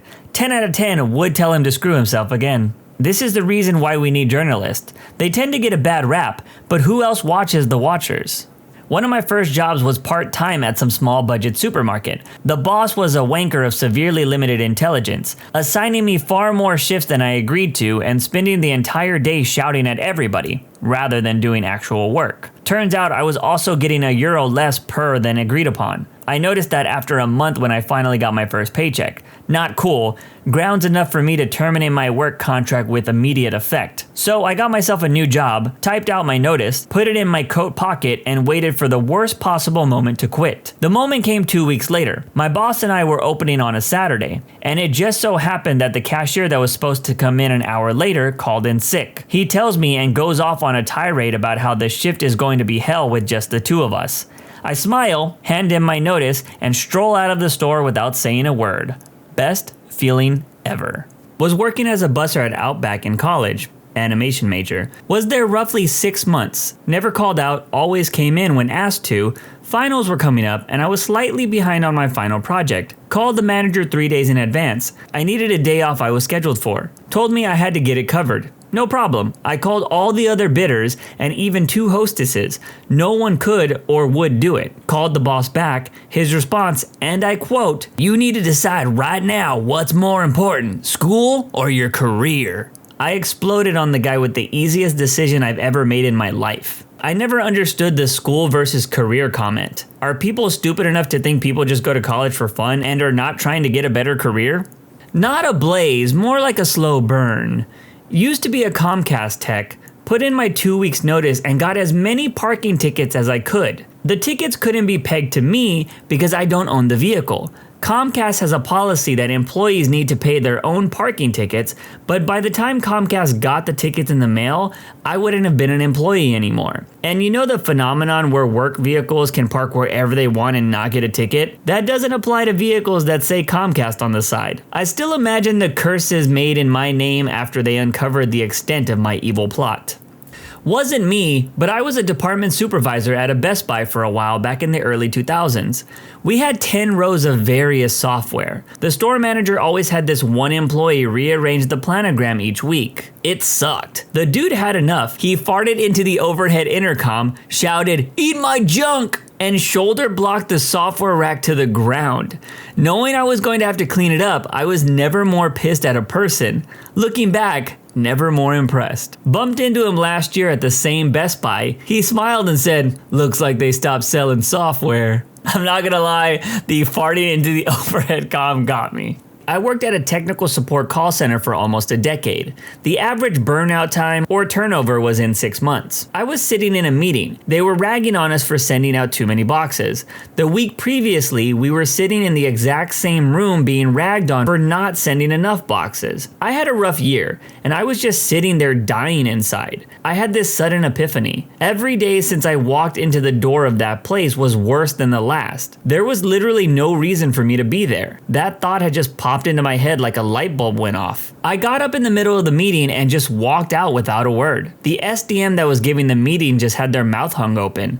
He wasn't used to the drones doing things like this. He started after me and I ignored him. I went back to my desk and gathered up some things, gave a few other things to some people, and gave a goodbye email. The whole time the SDM was getting more and more agitated trying to talk to me, eventually yelling. I just ignored him like a bad smell at a dinner party. So I just went home. They called and called for days. Eventually, a supervisor that had me on Facebook messaged me. He was an okay dude, and I told him flatly that I was not returning. He said that we had a lot of paperwork to do and an exit interview and so on. I said no, I wasn't going back on that floor. I wasn't going to sit in an office like a bad teenager in the principal's office. It was over, I was done. We finally agreed to meet downstairs in an empty cubicle. I flatly didn't agree to anything, didn't sign anything, and just gathered whatever stuff they had for me and I left. For near a decade, they dictated everything in my life. My sleep schedule, my family life, holidays. They went so far as to time the seconds of how long I was in the bathroom during the day. That was all over. They had no more control over me, and I enjoyed making that clear. A call center is the worst job I've ever had, and I worked as a plumber one summer. Why not end this video with a personal story? Because I made sure that the people at my old job would remember me quitting. So first, I have to give you a little backstory. I worked at my old job for 8 years. It was a full-time gig at an automotive plant where we did a lot of testing on different vehicle parts. It was a place with a lot of lifers. They like to complain about how young people didn't want to work anymore because the job also had a lot of turnover. But if you were like me, someone who could be counted on, came in on their days off, and actually did their job well, you had a lot of freedom at the company. Well, after I learned how the politics of the whole company worked, I quickly became known as the guy that would speak up about problems in the workplace. A lot of those lifers would just say that I was complaining and I didn't want to do the job. Well, I didn't hear those same people complaining when I pointed out that the whole company wasn't paying overtime correctly for the last 2 years, and magically, everyone everyone just got crazy overtime checks to fix the mistake. I guess I'm just lazy though. The job was mostly boring and I often dreaded going to work. But I stayed at the job so long because it was easy, the pay was good, and I just started taking my laptop to work to edit my YouTube videos. Since I was counted on so much during my shift, I was given a lead position and I worked directly with supervisors to make sure we took care of all the necessary problems. Well, after some drama in the workplace, we had a new shift manager that oversaw all 3 shifts, who was also a lifer. We will call them Billy Bob, and I have to say, dude was pretty cool until he wasn't. You see, one day, I was going to go on vacation and I noticed that there wasn't going to be a lead operator in charge while I was gone. So I said to Billy Bob, yo, I have scheduled vacation next week and there isn't a lead for the shift scheduled, so you're gonna have to figure that out. There was no aggression or sinister tone behind those words or anything. But I do remember him giving me this weird look, which I thought was odd because I was just letting my boss know that there was something that needed to be solved or there might be problems later. I should also mention that I was taking this vacation to burn my personal days because I was on the verge of quitting that job. I, for many years, wanted to make the leap into content creation full time, and I felt like the job was holding me back. Plus, my job also had this dumb rule of, if you don't use it, you lose it, when it came to vacation time, so I wasn't going to give them free days after working all those years. Well, when I returned from my vacation, I had officially made up my mind that I was going to put in my 2 weeks, and I told this to my shift lead, and he was like, are you serious? Because that saves me from having to have a talk with you. I was like, for what? Well, apparently you pissed off Billy Bob before you left by saying he needs to figure something out. And he went straight to HR and tried to find some dirt on you. Then he went and pulled all of your time cards and said that he found some issues. So now you have a meeting scheduled on Monday with HR, him, and other management. Are you serious? That's petty as hell. But you know what? Tell them I'm down for the meeting. I can't wait. By the way, those issues they found were that I wasn't working full-time hours because this was during COVID and they cut our hours down to 32 hours a week and specifically said that people could leave if it was slow and we had coverage. So I left a lot with my boss's approval. Anyways, what I need to let you guys and gals know is I can be really cool to work with. As long as you do your job and you don't make my job harder, we will be best friends. But the moment you try to screw me over, I will become your worst enemy. When you have worked at a place for 8 years with a bunch of dudes that like to gossip more than a high school cheerleading squad, you get a lot of dirt on people that you work with, and I had a lot of dirt on this shift manager. So when word got around that I was quitting and that I was happily waiting for this HR meeting because I had a few things to bring up, well, after that was known, the HR meeting magically disappeared. Well, he's quitting in 2 weeks anyways, so why even bother meeting with him? Now, I don't know about y'all, but if I had an employee that was abusing their time cards, I wouldn't want them to stick around at the company any longer than they needed to be. But hey, that's just me. So since I didn't get a chance to get my revenge, I decided why not make the day I quit memorable. So over the next few days, I hatched a plan to make sure that I left my mark on this job that I had spent almost a decade at. First off, with TikTok being all the rage, I decided to make a video that I would upload the day I quit. Secondly, I wanted to leave something behind that would have people be reminded of me when I'm long gone. So I made some stupid meme stickers that I hid all around the campus of my work. Each sticker had me doing some kind of dumb expression. For example, I made this stupid one that said, "This clock needs new batteries, or you just learned that time moves slower here," which was obviously hid behind a time clock that I stared at for years. Another one said, "Hey, stop peeing back here." And I hid that outside because we once had a problem where workers were pissing on company property instead of in the bathrooms. But my favorite of the 5 stickers that I made said this: "What are you doing down here? Looking for a raise?" And I stuck it right under my shift manager's desk. Lastly, I planned not to finish out my 2 weeks. Our pay period ended on Saturday and I decided, you know what, I think I'll leave on Saturday instead of working another week. So on my final day, I texted my shift lead and my shift manager that today was going to be my last day, and I made sure to use the words, "You don't have a lead for tomorrow, so you're gonna have to figure that out." And I just left my job. Oh, and that TikTok that I mentioned, it was of me going around my whole workplace flipping off every camera that they had installed on campus. I even got in a golf cart and drove around the building to hit all the outside cameras. Last time I checked, that video had like 70,000 views on TikTok, and the day following my graceful exit from the company, I had a lot of people texting me that they saw it, and one particular manager wasn't happy, on top of needing to scramble to find some coverage when I decided to quit on the weekend. My friend also told me that upper management blocked anyone from seeing the cameras because they didn't want anyone knowing what I did on campus. Oh, and to my knowledge, only 3 of the 5 stickers I hid have been found 2 years later. All in all, I can say that I've never been happier since I quit that place. Tattoo artists, who was your worst tattoo virgin? Had a customer that wanted a little watermelon slice on his thigh. Cool 5 to 10 minute nice and easy first tattoo. Nope, on the third line I hear this weird little low-pitched moan. Look up and his head flipped back and the rest of him followed. When he woke up on the floor to 3 guys trying to pull him back up, he said something along the lines of, "What the freak, why are you guys touching me? That's gay." It's been 3 or 4 years since then and he still hasn't come back in to get it finished. If I didn't know better, I feel like that would be a comedy skit on YouTube. This old lady, maybe late 50s, early 60s, comes into our shop. She's quite timid as she approaches the front desk. I say hello and ask what we can do for her. We'll call her AB. "I've never had a tattoo before." "That's fine. It's not as scary as you think. What is it that you want done today?" "Well, my boyfriend is finally letting me have a tattoo." I had a shocked look on my face. "But I just wanted something small and out of the way. So if I change my mind, I don't have to look at it too often." "Okay, that's fair. What is it that you wanted?" "I want Andy's B written on my hoo-ha." Nope.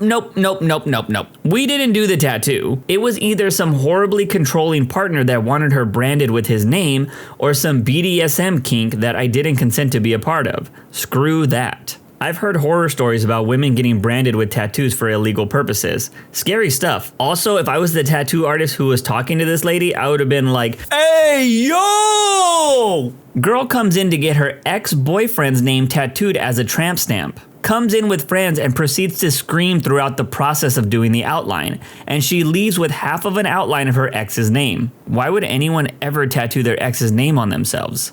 Kid wanted to get a full sleeve as his first ever tattoo. I convinced him to get a smaller tattoo for his first ever. Now this sounds like an exaggeration, but he proceeded to throw up after 5 seconds. Dude, I made the similar mistake for my first tattoo. Got a half sleeve on my upper arm. After the line work was done, I had to take a break. Didn't puke though. The rest, a complex solid black design, had to be broken up into a few separate sessions because it hurt far more than I thought it would. Fortunately, my artist was a saint. I dated a tattoo artist for a couple of years and spent a good chunk of time at the shop. One time, a girl we knew from school came in for a large tattoo on her ribs. I think it was some flowers. Anyways, everything is set up, she's stenciling and laying on the chair just chatting and waiting. As soon as the needle hits her skin, she starts screaming bloody murder, moaning and begging him to stop. So he stops, shocked, and she tells him, in her normal voice, to ignore her and keep going. Screaming fit proceeds. Every so often he stops to check if she was alright, and she responds in a normal, cheerful tone that she's excited to see how the work turns out. Needle hits skin, back to screaming like she's being eaten by a pack of wolves. I watched a couple of people walk into the shop and turn around and walk right out. I'm surprised cops didn't show up. Anyways, I think he only got the outlines and some shading done before he couldn't deal with it anymore, and said something about scheduling another session because he had another client coming in. She never came back to get it finished. That's so weird. This type of story seems to be reoccurring in this thread. It's like people have split personalities when it comes to pain or something. That, or she just really liked the pain, if you know what I mean. A friend who never had a tattoo before wanted one on her ankle and was adamant about that. I told her several times that the ankle is a very not fun location, and I asked her if maybe she would prefer something on the shoulder instead. She insisted on the ankle. Okay then. The moment the needle touched her, she hollered. "You sure you want to keep going?" I asked. She said yes. That was the loudest appointment I've ever had, but to her credit, she made it through. Oh wow, reading this thread is bringing up so many repressed client memories. My worst one by far though was about 5 years ago when I was apprenticing in a college town. This girl came in with her boyfriend for a traditional butterfly above her elbow. I was super new, so it took me way longer than it should have. Maybe 2 hours? I lay her down on her stomach with her arm bent to her side. This is relevant later. Anyways, we start tattooing, and within 10 minutes, she started getting a string of text messages from her freshman friends, telling her they're essentially ousting her from their friend group, and they don't want her to contact them ever again. Super mean stuff.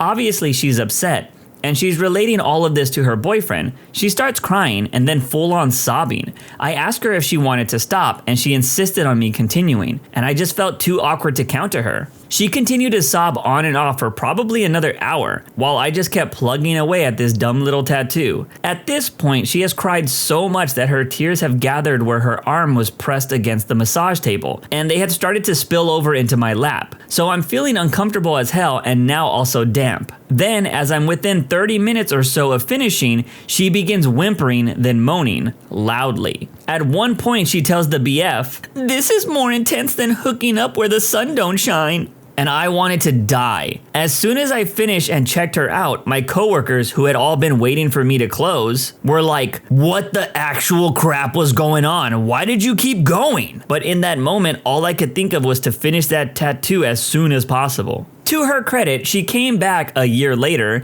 and told me that she had been too embarrassed to come back, but that she loved the butterfly and wanted another tattoo from me. Her second session was pleasant and without incident. Dude, you deserve a medal for sitting through all of that. What a 180. So she was technically never a client, but I had a teenage girl, about 16 years old, come in once. She wanted a tattoo of a rose on the side of her neck. Now, I'm certainly not going to ever entertain a neck tattoo for a teenager, period, but she didn't even bother to bring in a parent with her to sign for her. So it went from a certain no to an absolutely never in a million years. She got pretty upset and made a scene in the front area, and I told her to leave. After a lot of arguing, she finally left, but not before making an idle threat. Other than sharing the story with my coworkers over drinks later and having a laugh at her audacity, I think no more of it. Until the following week, when an incredibly angry middle-aged woman comes barging into the shop screaming how she's going to have us all shut down and sent to jail. Everybody in the shop was pretty confused, and after we got her to stop screaming at all of us, we finally got out of her why she was so angry. Apparently, her daughter went out and got a neck tattoo without her knowledge. It was around then that I recognized the girl from the week before peeking into the front window. It all clicked. She had found some sketchy artist in a kitchen to tattoo the rose on her neck that I said no to.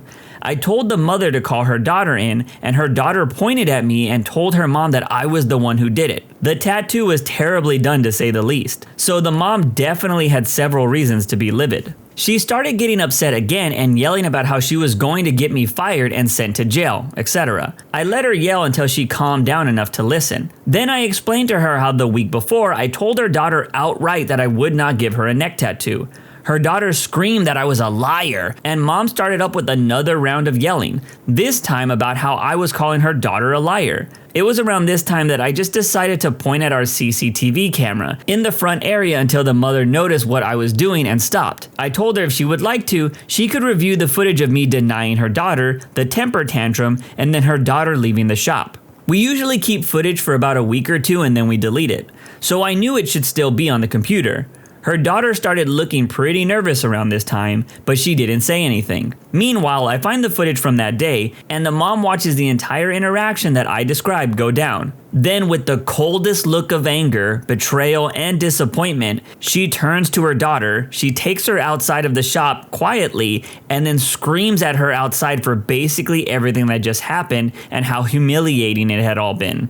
After a bit, the daughter comes in and gives me a very sarcastic apology and then leaves. Now at this time, I was still willing to tattoo minors with parental consent, but I had been having a lot of crappy dealings with them and occasionally with their parents. I had been considering a no minor at all policy, but this experience solidified that in my mind.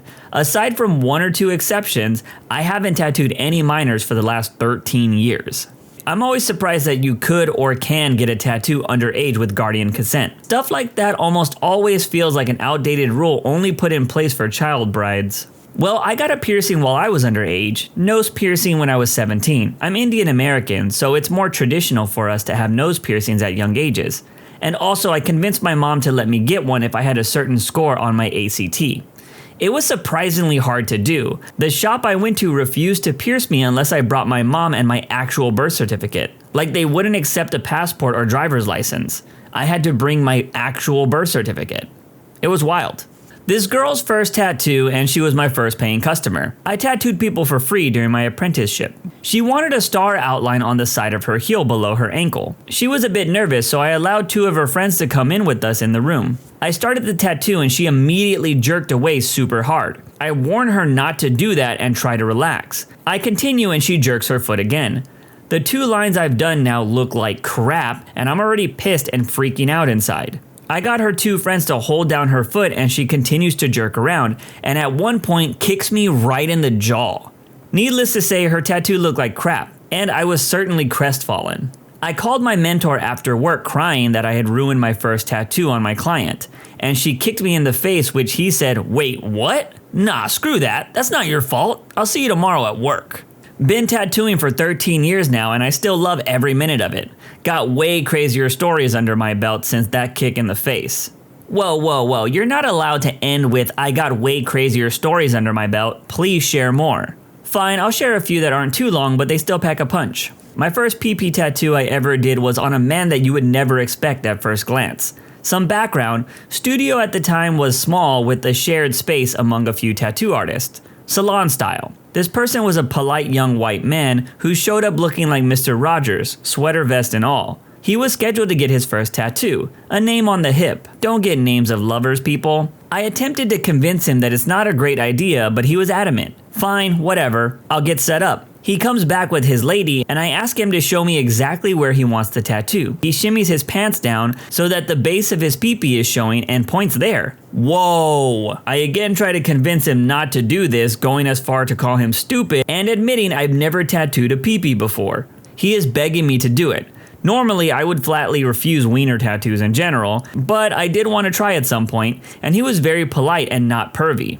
I told him that I would have to charge him more, and he agreed. He lied down with his pants half off. I wrote the name like I was writing a check. Finished so quickly that my coworkers didn't even notice that I tattooed a wiener. Sometimes I wonder if they are still together. Probably not. During my apprenticeship, my mentor consulted with a woman who wanted to get the ruins of her 2 husbands. Yes, plural. This lady was some gnarly redneck who was polyamorous and into some sort of BDSM lifestyle. One husband was this goatee white dude, the other was a black postal worker. Strange trio, but whatever floats your boat. The first red flag during the consulting was the lady asking, would you mind if my husbands put cigarettes out on my body while you tattoo me? My mentor refused for sanitary reasons and also what the freak reasons. He made me stay in the room for the appointment so he wouldn't be alone with them. Come tattoo time, all 5 of us are in the room, and the second the needle starts, of course, she starts moaning. I'm cringing inside. My mentor asks her to be quiet and not to move so much. She keeps moaning, and one of her husbands grabs her by the face and tells her to shut the freak up. The tattoo continues in painfully awkward silence. My mentor is no stranger to weird crap, but even he was freaked out. Last one. Early in my career, I submitted some work to a tattoo magazine since Instagram wasn't a thing yet. I sent them to a small part of the magazine where they share 1 photo per artist, but they called me and asked me if I was interested in doing an entire article. Jackpot! They interviewed me and asked for a photo of me as well as some of my work. I'm a female tattoo artist and this is relevant later. I submitted 1 photo of me tattooing wearing a t-shirt, not sexy, and it was quite modest. A few months later, the article comes out. Everything is cool until a couple of months after when I get a letter to the studio.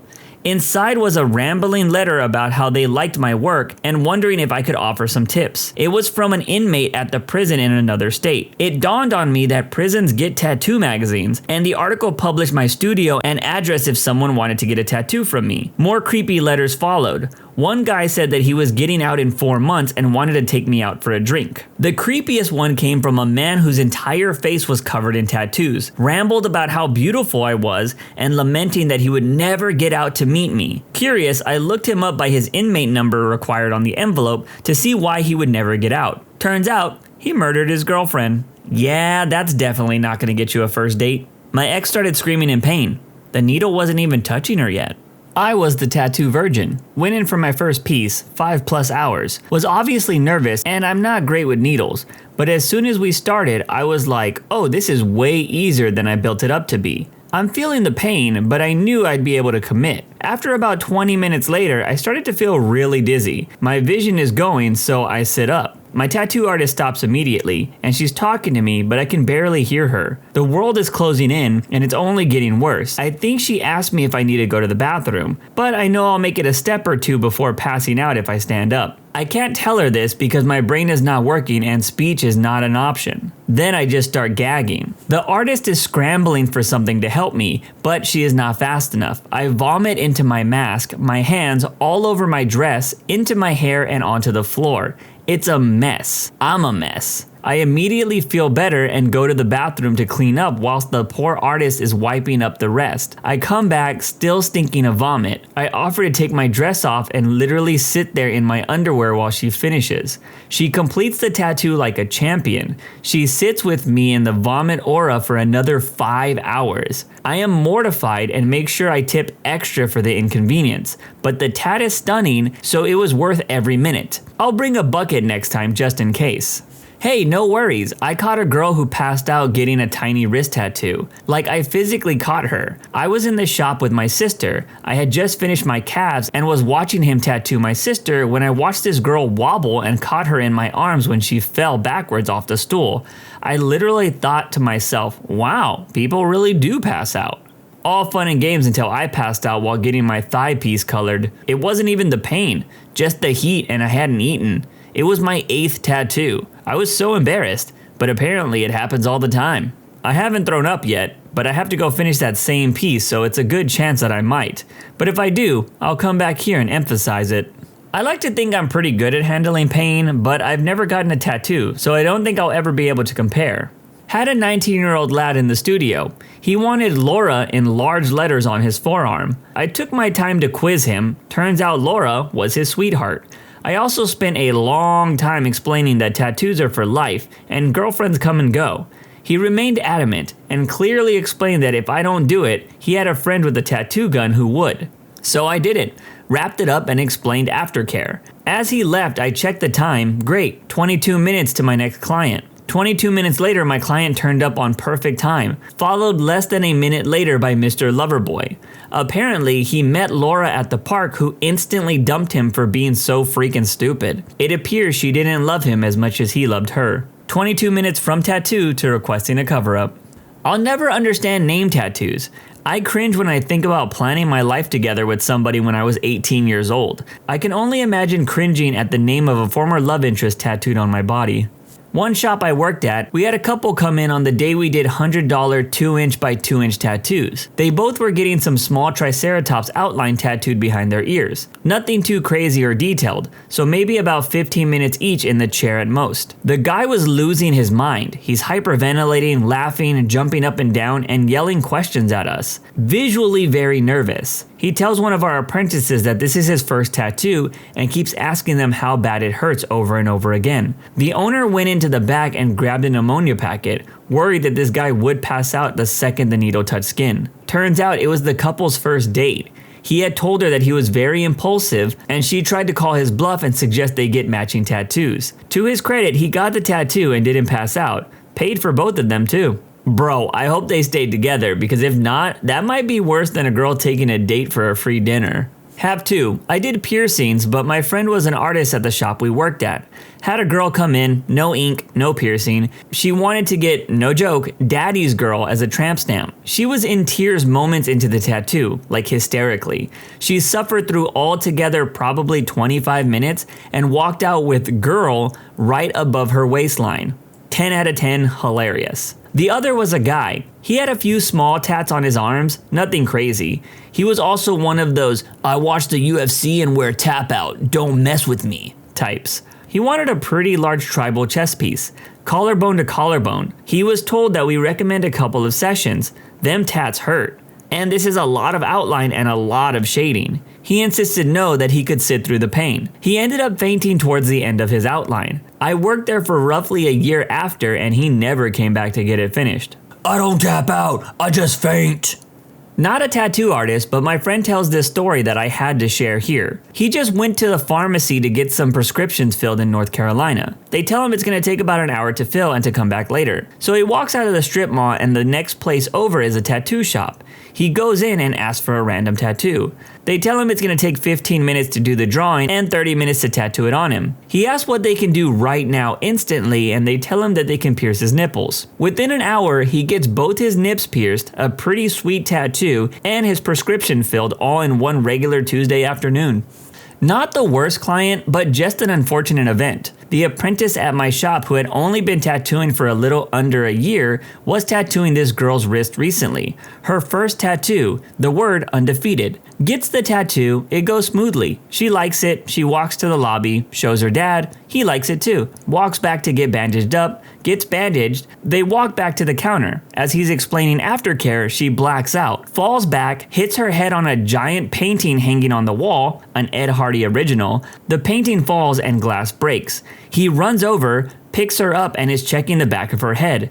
He realizes a giant piece of glass has punctured her shoulder/trap. EMTs come, tell her she needs stitches, and they end up having to take her to the emergency room where she gets 6 stitches. The next week, the girl brought him a giant tub of cookies. She wasn't the worst, but it was an incredibly unfortunate experience for the both of them. His first time having someone pass out and her first time being defeated. That last line killed me because I forgot that the tattoo said undefeated. People who caught their significant others cheating on them without them catching on, how did you respond? She started by confessing that he kissed her while they were watching movies at his place. I voiced my assumptions that she should stop hanging out with him after that, but she got mad, defensive, and refused. When I look back, there's no question that that was the moment my marriage ended. But I loved her, so we did the dance for a few more weeks. She promised to stop talking to him, but started spending an awful lot of time going for drives. One night she fell asleep in her car, and another night she was at the airport having a Cinnabon at 3:30 a.m. The capstone came when she was out having dinner with her sister while I stayed home with the baby. I opened up her laptop to order a pizza and found her browser pointed to real estate websites. Oh lovely, they're shopping for a house together. How quaint. Well, time to put a stop to this. I called her sister, hey, wife's phone must be dead. Can you hand her the phone? Pretty straightforward. And her response wasn't at all surprising. Huh? What do you mean? She's not here. Oh, sorry, I must have mixed up my days. Have a good night. Click. So I called up my wife and made idle chat. How was dinner? How's your sister? How's your sister's boyfriend? Hope traffic wasn't too bad. I let her lie to me for a couple of minutes. When she asked what I was up to, I said, me? Oh, I'm packing your things. I called your sister and you're not there. It's time for you to come home. That was the second of 3 times I kicked her out before it finally stuck. I'm now happily divorced 7 years. She was at the airport having a Cinnabon at 3:30 a.m.? Literally the worst excuse I've ever heard. What the freak? Yeah, that's pretty bad, but I will at least give her some credit for trying. My ex would always just go with, my battery died, or I went to sleep early. Survey says that was a lie.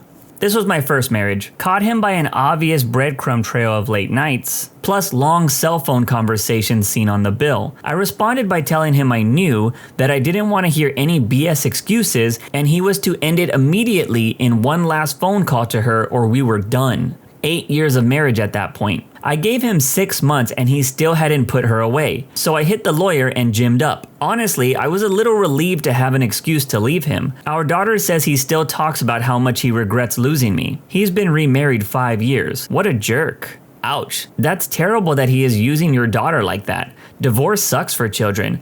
Parents making it worse like that drives me nuts. Don't talk bad about the other parent, and don't make the child part of your dating life. Seem like 2 easy rules for everyone to follow. I should note, obviously children should be involved in future long-term relationships. The people who introduce their kids to a series of short-term flings, ugh. After confirming my suspicions, I put his phone back in his bag, woke him up, asked him where he was last night, and he straight up told me the truth by saying, with her. I told him to get up, get his crap, and get out. And so, he did. I'd been suspicious for months, but put it out of my head because the homewrecker was a supposed close friend of mine. Went right under my nose both before and after our wedding. She snuck off during my bachelorette party to hook up with him. Finally, I just read his text and it was all laid out right there like a crappy romance novel. Confronted him and he was pretty nasty to me, as if he had any right. But I wanted to keep my hands clean during this whole ordeal, so I kept it short and civilized. The only revenge is living well. The divorce was smooth after a whopping month of being married, and now I'm happier than I've ever been. You're a better woman than I. If I confronted someone for cheating on me with a good friend, going so far as to screw her at my bachelor party, and he had the nerve to be nasty about it, I'm not a violent person, but I can't see myself not hitting him or at least verbally abusing him. Thanks for the kind words.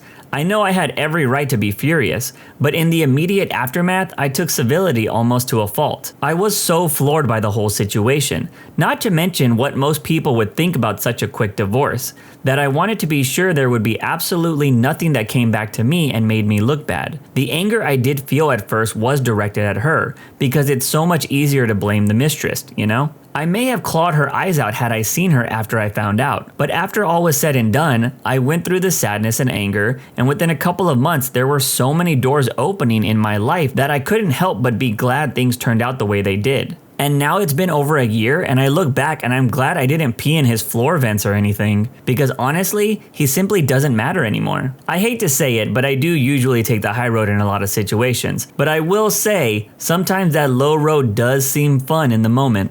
I drove off, went to where they both worked since I had left my car there earlier that day. Saw them making out in her car. All I could do was stare for a few seconds and had to will myself just to leave. It was that moment that I knew I lost her for good. We hadn't talked since. It's been 3 months. While my girlfriend showered, she invited me to watch Netflix on her computer to keep myself occupied. Google Chrome displayed her frequently viewed pages when it opened up. One of those pages was a Craigslist personal ad. English was her second language, so it was pretty easy to find her ad when I got home that night. I replied. She wrote back and we texted back and forth with my burner phone. I suggested a rendezvous at an upscale bar. I got there 10 minutes early, showed the bartender a picture of my cheating girlfriend, then tipped them $20 and told them to bring her a pina colada when she arrived. Oh, and make sure you give her this too. I had bought an MP3 player and loaded it with Escape, the pina colada song. She broke up with me shortly thereafter and never alluded to my ruse. Oh man, I'm sorry about your crappy ex-girlfriend, but I read up the lyrics to that song a few weeks ago. This is perfect. That song is so effed up. It's basically about two people who have a bonding experience over simultaneously catching each other actively trying to cheat on one another. Yeah, that's a relationship that's gonna work out. I thought the same thing. I've listened to that song so much growing up, and I always thought the people in it were dumb. My wife asked me to walk her mom through some computer stuff and handed me her phone. Heard the text message alert hit before we hung up, and casually checked if I got off the phone with her mother. The message said, "So, you love me now?" It was from her boss. I went mentally numb. Didn't mention it right away and waited for her to fall asleep. Got her phone and tried to open it. To my surprise, there was a lock code. I woke her up and asked her for her lock code. Told her that my phone had died and I wanted to play a game that we were both playing. She immediately wakes up and starts in on how she knew I was going to do this, and starts telling me how paranoid I am. She nuts out on me and calls her mom to let her know that I'm a lunatic and accusing her of all kinds of things, which I hadn't done yet, but now I'm pretty sure I know what's up. I tell her to go ahead and prove that I'm crazy and put in her lock code and see who the lunatic really is, along with who's the cheater. She puts in the code and several more messages from her boss pop in. Turns out that she was cheating after all. There were signs, but I tricked myself into ignoring them earlier. I left that night and I've never thought about going back. My wife left a few months ago. In hindsight, I think she was having an online affair with an old boyfriend that decided to turn into a real relationship. I guess I didn't really do anything directly in response. She was gone by the time I admitted to myself what was going on. But recognizing what was going on helped me move on from, I'm a horrible husband who wrecked my marriage, to she was a horrible wife who walked away from a good marriage as soon as times got tough. And it's helping me feel not the slightest bit of guilt as I fight to protect myself during the divorce proceedings. I was always the wage earner, and at this point, if the divorce leaves her penniless and homeless, I don't give a crap. She made her bed. Truth be told, I put a lot more into that marriage than I ever got back from it, so good riddance. It's crazy how getting out of a relationship can make you reflect on things. I always thought I was a good boyfriend, but after a while I thought maybe I was a bad one. When I talk about some of the things I experienced in my past relationships, people always tell me that my ex was extremely toxic and that things she did were not normal in relationships. At first I had suspicions. I was out of town and I looked at our cell phone bill, which I never do, to see how many peak minutes we had left for the month. That's when I noticed that she was spending hours on the phone, but never when I was around. She told me that it was a former colleague of hers that had moved to California and was injured in a motorcycle accident. She was never apathetic towards anyone. She would have been better off telling me that she was kicking kittens or belittling children for sport. This went on for a couple of months until she started volunteering at work a lot more. She was a teacher, so it was pretty common for her to have after-school activities. Besides, I was in evening college classes, so it didn't really feel like anything had changed. I mostly felt for our dog, who would often bear the brunt of her not being around. Eventually, she started being really selective about where she kept her phone, even though I had never gone out of my way to check up on her. Curiosity got the best of me, and one morning while she was in the shower, I found her phone and saw the text messages that read, "I hate when you leave. I love you." I'll never forget the feeling I got while reading that. After this, she began getting more creative where she hid her phone.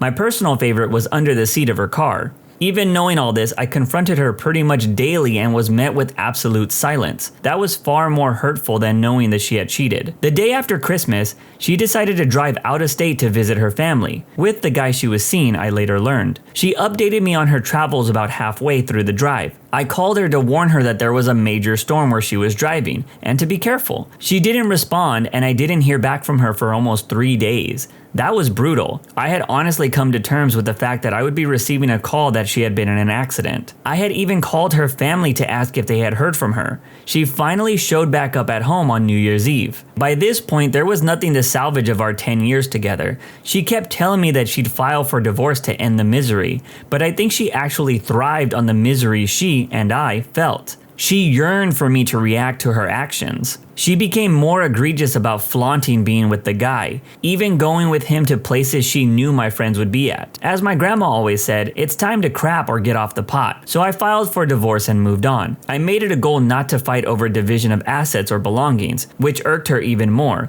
In the ultimate show of her senselessness, she demanded to get the house and I happily complied. Then the housing market tanked and she was stuck with a mortgage on a house worth less than half of what she owed. After it was over, I learned that he was a janitor at her school.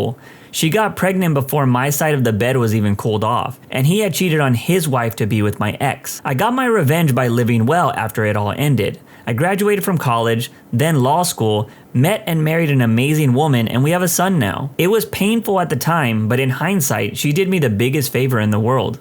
When I was reading this, I felt like this guy dated a girl I dated years ago.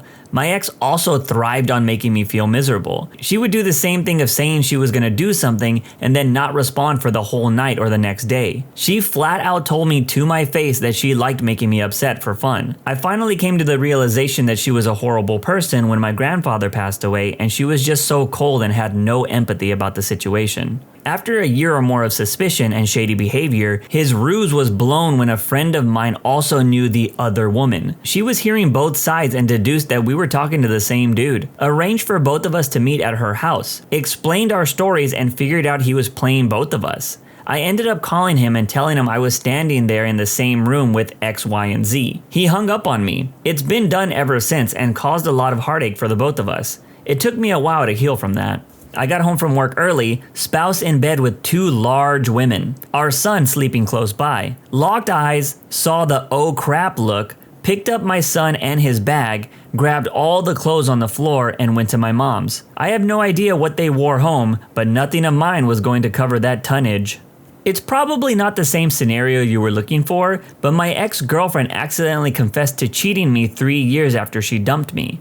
I got all sorts of reasons why she wanted to end our multi-year relationship. She just left out that she was screwing someone else. By this time, the same guy was her fiance. So here's what I did. I sent her an email. The exchange went like this. Hey, is it okay if I email you here? Wow, hi, yes, this is good. Are you okay? Well, not really. Based on your Facebook post, can you explain how your anniversary with new guy is in January when you dumped me out of the blue on February 6th? Oh, that's not really our anniversary, but we're both so busy. I didn't start dating him until shortly after our relationship was over. He's not the reason why our relationship ended. I miss having you as a friend more than you'll ever know. I waited a few weeks, then forwarded the entire email exchange to her fiance, let him figure out why that wasn't their real anniversary, why he wasn't the reason we broke up, and why she misses me as a friend more than I'll ever know. I bet it's more than he knew too. I did something like this once, kinda. I was dating this girl and she started being really weird.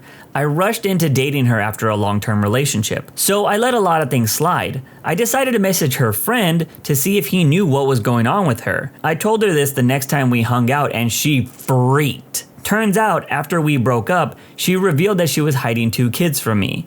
And that friend was the baby daddy. I sure know how to pick 'em.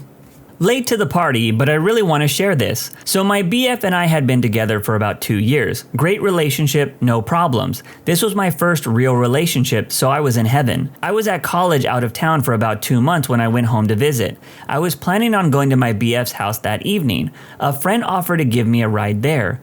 On the way, she pulled into a parking lot and broke down crying. She had something awful to tell me. She was dating his neighbor/friend at the time and had overheard my BF saying that he was getting it on with this girl at work and how cool it was to get a blowy by a girl with a tongue ring. I was devastated, but hell hath no fury like a woman scorned. Got to his place and he wasn't home yet. She went to her BF's house and clearly let them know I knew, as they all gathered on the front porch with drinks waiting for a showdown. I should say that this was before cell phones were common, so he had no way of being warned.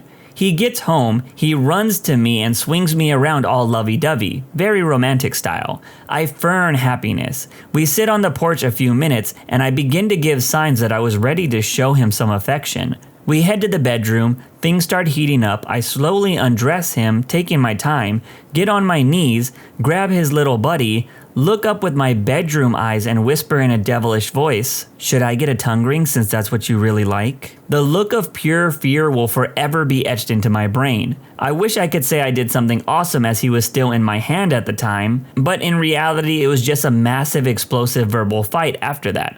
Of course, I was fully clothed, and he, anxiously, was undressed the entire time. Found the Plan B receipt, and moved the freak out while she sat on the couch threatening to end herself. Throwaway for obvious reasons. My boyfriend and I had been together for a couple of years before I found out. He was a lot more careful hiding it from me at first than he was later on. I knew before we were together that he had a couple of three-ways with his best friend and his best friend's wife.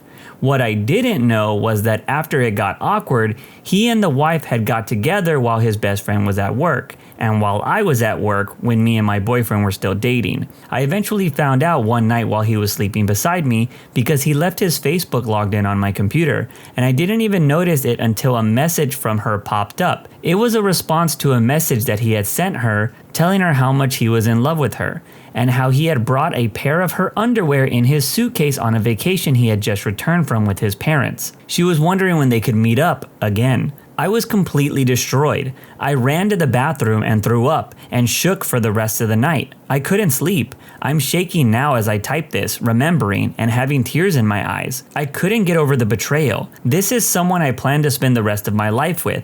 We lived together and we were talking about getting married soon. I scrolled through some of the previous messages, and the two of them had been messaging each other a lot. I alluded to the messages the next day without letting on that I knew, and he denied everything. I let it stew. He left his Facebook logged in on my computer several times in the months following, and there weren't as many messages for the following few months. But then they started up again. It was absolutely devastating. Anytime I would confront him about it, which got more direct, his response was pure denial, and he would turn it around on me somehow, even though I hadn't done anything wrong. Eventually, I couldn't take the deceit any longer, and I ended up leaving him. I felt like the situation was killing me. I was a wreck, and I was getting further and further into substances to numb myself from it, and my depression was getting exasperated by it. The whole situation killed my self-esteem for a very long time. I am still in love with him, and I always will be.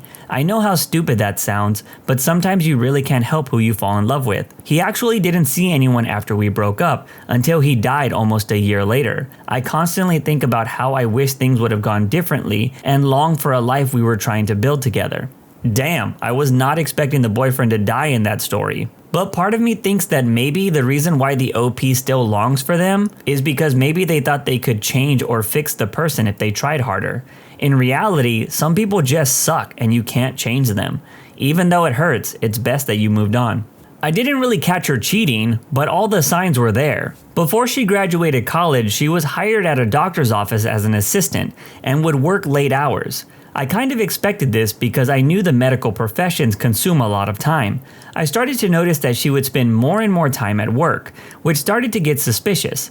About 4 or 5 months into her being hired, I knew something was up. She would go to work at 6 a.m. and then not come home until midnight some nights. saying that I had to drop off medication at a patient's house, or I went to the 9:30 workout class, both of which didn't make any sense because I called her coworker and asked when the office closed, 7 p.m., and when the emergency staff started, 9 p.m., and if she was a part of that staff, which she was not. Secondly, I went to the same gym and the latest class they had was at 7:45 p.m. The second sign was how distant she had become in the relationship and how protective of her phone she got. Normally, she wouldn't mind showing me pictures or texts on her phone, but she increasingly became overprotective. She would also refuse to sleep in my bed. She was one of my roommates at the time.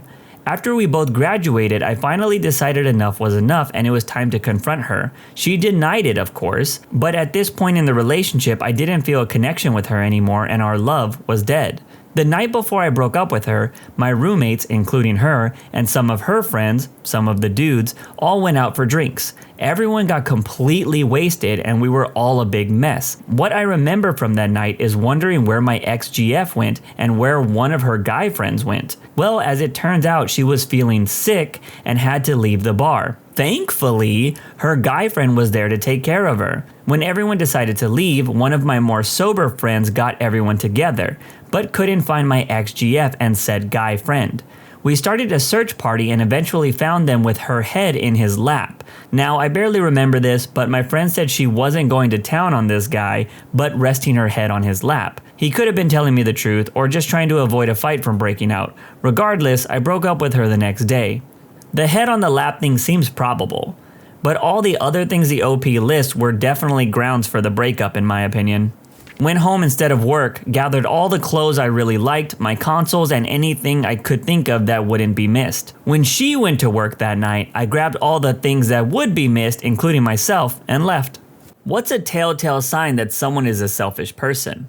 When conversations don't feel like conversations, they are one-sided talks about what they want, their thoughts, their life, their priorities, etc.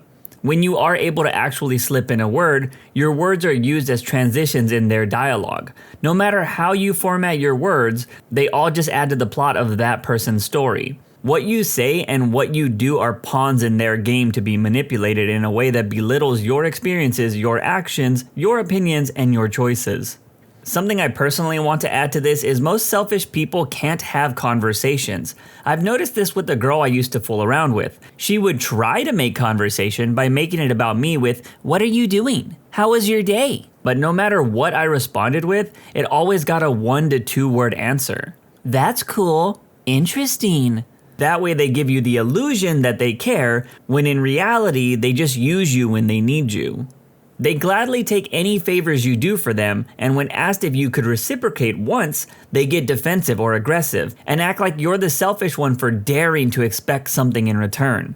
It doesn't make you a bad person to expect reciprocation in a relationship with someone else, romantic or platonic. Relationships are give and take, and it makes them healthy. It's not entitlement to expect kindness if you give kindness. If you're the only one giving, you're being taken advantage of. And for clarification, for anyone who thinks doing something kind with the expectation to gain something from it can be manipulative, I'm not talking about narcissism and manipulation. I'm talking about the natural give and take in a relationship. It's not manipulative to expect certain things out of a relationship. Depending on the kind of relationship that is. The whole reason we make relationships is because they give us something, whether that be support, love, safety, or other advantages. It isn't a bad thing, it's a human thing. Typically with give and take, if you notice a pattern of one person consistently taking without giving, the one taking is the problem, not the one giving. The kind of people who use this as a manipulation tactic aren't the ones who stick around in a relationship for years, doing favors and kind things without being asked to. They're more than likely to do one favor and demand twice as much in return. Why do I know this? I've had these people in my life, which is what gives me the realization I'm commenting here. Yeah, I'm actually going through this with my roommate. She always asks for my help, expects me to walk her dog every day, constantly asks me to pay rent in advance even though I'm not getting any income for 3 weeks. Yes, she asked me to pay a second rent just a week after the last. She never thanks me for walking the dog. Any advance payment? No thanks there either. She'll just keep asking as if I'm her bank account and then get angry when I'm unable to pay. Last week, she asked me to cook extra food because we had guests coming over and she threw a fit because I used beans.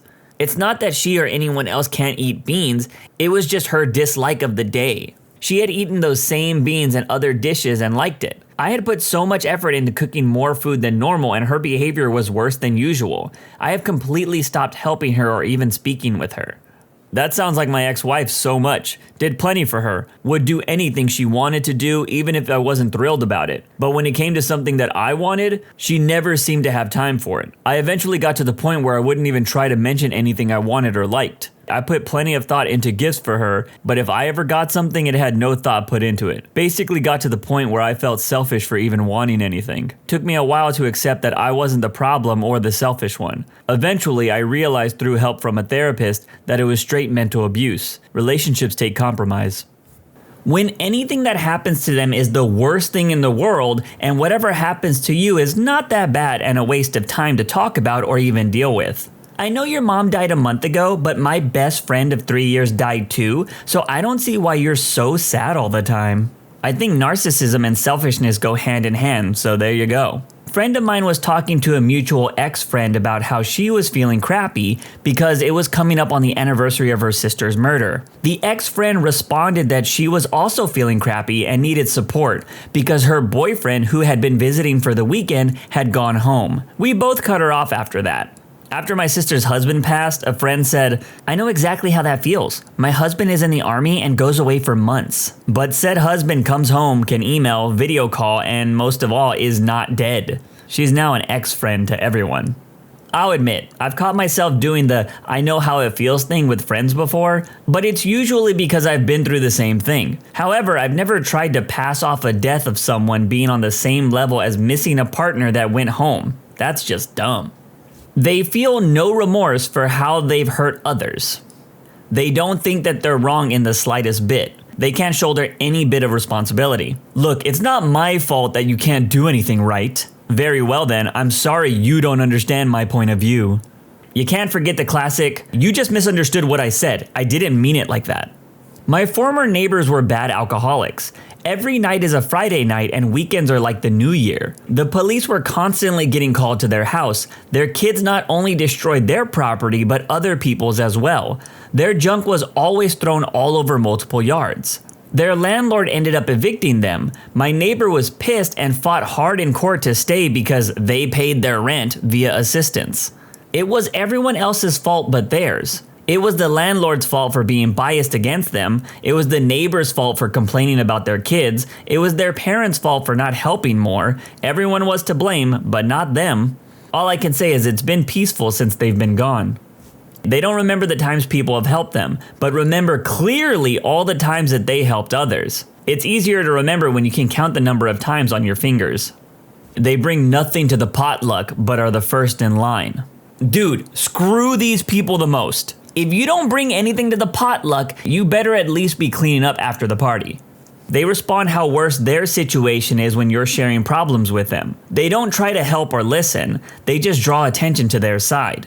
Ah, the complainers. I have a friend like that, and lately I've just been letting her talk, with dry responses such as, "Oh wow, tough luck. Yeah, you've told me all of that via text." And I would talk only if she asked me a question. Well, the hangout got silent super fast. And it seems she is no longer satisfied sharing the details of her life with me. Nice. I once had a friend who would just complain all the time about everything, never really doing anything to fix the problems, and if she did, she'd still complain about it. One day I tell her that I want to be her friend, but our conversations were always so negative, and couldn't we just talk about some more positive things? The whole dynamic of the friendship changed, and she straight up just stopped talking to me saying, "I don't know what to talk to you about anymore." That admission tied with her inaction blew me away. We drifted apart and are no longer friends. I've actually done this with friends before as well. I've often been told that I give the comfortable vibe, where people can just talk to me about anything, which is nice, but I also have a problem solver brain, so when I have friends that complain about the same thing all the time and don't try to improve after my advice, I just lose interest in those conversations because they're meaningless at that point. Like, I understand venting, but if the bad smell doesn't leave the place after a while, something might be rotten. If you are in a group and there's that one person that is constantly interrupting the middle of what you or anyone else is saying, generally to brag about themselves with a one-upper story, That's a precursor to stop associating with them. I've met too many of those people in my day, and they are more often than not happy to throw you under the bus whenever the opportunity arises. If they always talk about themselves, I know many people that will not shut up about their day for an entire call, then just leave you when you start talking about yours. Likewise, but some people just aren't aware that they're doing that. I've politely mentioned that to a couple close friends, and they've been way more aware about their behavior since. Life isn't binary, and good people might have bad habits without knowing it. So trying to help them is my way of thinking. By the way, your mileage may vary, of course, hence me saying some people. I think it depends on the situation. I have a lot of friends that I keep in touch with via voice text messages or video text messages. Since these aren't real conversations because we respond when we can, both parties usually end up speaking about their days after quickly responding to any questions. They have that superpower that leads everything back to themselves. Even when you're actually talking about your own life or a specific problem of yours, they somehow make it that you start talking about them instead, without even changing the topic. Nearly everyone does this to a point. There's an extremely fine line between trying to comfort someone by saying something like, "I recently went through something with my father as well. I'm so sorry," and making their issues about yourself. It's crazy how common it is. And I guess if you are sharing something tragic to a group of people, at least one will try to make it into a competition and one-up you. I'm so nervous sometimes that people think I come off as the above comment, when I just want to say that I relate to you, not that it's about me. Sometimes just saying, "Hey, that sucks, I'm sorry," seems disingenuous. So saying, "Hey, I've been there and I know how much it sucks," sounds more genuine, I think. Conversations can be weird. They refuse to take responsibility for their actions. Similarly, someone who never apologizes. It takes a little longer to figure this out, but if after a few dozen hours of interactions, you've never heard "I'm sorry," you probably never will. I waited 4.5 years once. Never again. This is one of the main things I look out for when I might be interested in someone. I pay very close attention to how they act when they make mistakes or do something that has accountability attached. If they sidestep it every time, I know to cut them off at the knees. Complaining at work to coworkers doing your work for you while you complain. When they want to dig up your dead dog to use the skull for taxidermy purposes and is insistent on doing it despite your objections. They never admit when they're wrong, even if there is physical evidence. "Well, I'm sorry that you have a problem with me. Maybe you should stop being so sensitive. Why are you making that face? I literally just apologized to you." I wonder if this is everything it appears to be because I work with the dude who has a medium autism, so we look after him and he doesn't work. He's definitely not selfish. He'll go out of his way to help people who are more vulnerable than him and always puts them at ease and gets them to open up, interact, and basically have fun and feel safe. But you can't get him to stop talking about himself or his interests. It's all football, running, oh, have I told you about running and football? Harry Potter and that time 9 years ago when I accidentally farted? If you didn't know he was autistic, and it's actually not as apparent as you might expect, you probably would wonder why you can't get a word in edgewise. From an autistic perspective, that's probably the biggest compliment he could give you. He feels secure enough around you to talk about his interests and know that you're not going to dismiss him or make him feel bad for being excited about them. He'd likely appreciate if you gently spoke to him about keeping in mind that other people would like to talk about themselves too and their interests. And if you work together to find a balance that meant that he didn't feel ashamed, but also you could get a fair amount of speaking time in the conversation. Rejection-sensitive dysmorphia is a real issue for some of us, so make sure it's clear you're still interested in hearing about his stuff. I will say, once I learned a little bit more about autism, I definitely questioned if people have it or not when I have certain conversations. Mainly online. With some of the autistic people that I have talked to, their attention to detail is insane sometimes. So much so that it can cause them to overthink a situation. For example, I was talking about comic books with this one autistic person, and they were dead serious about some errors in comic books having a significance in the book, because there was no way the company would allow that to happen. No matter how much I explained that these things happened, they just wouldn't change their mind. So I definitely take this into consideration now instead of thinking everyone online is an idiot or thick-skulled.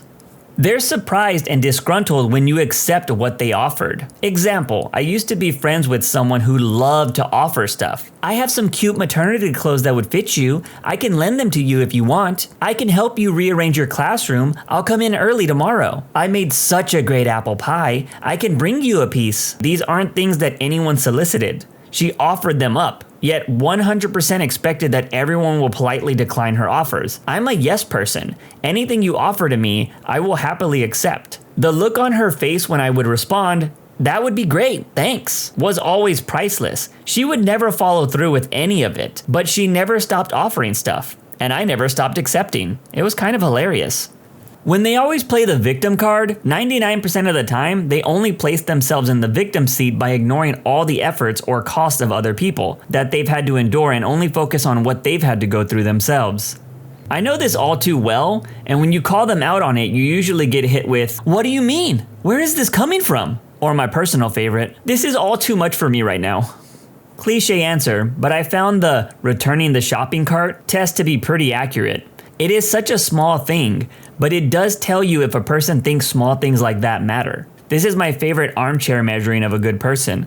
There is absolutely no benefit to you as a trolley returner, but there is a loss to other people if you don't. There's also no immediate human association like how you treat a server or retail employee. Just raw, are you thinking about the other guy?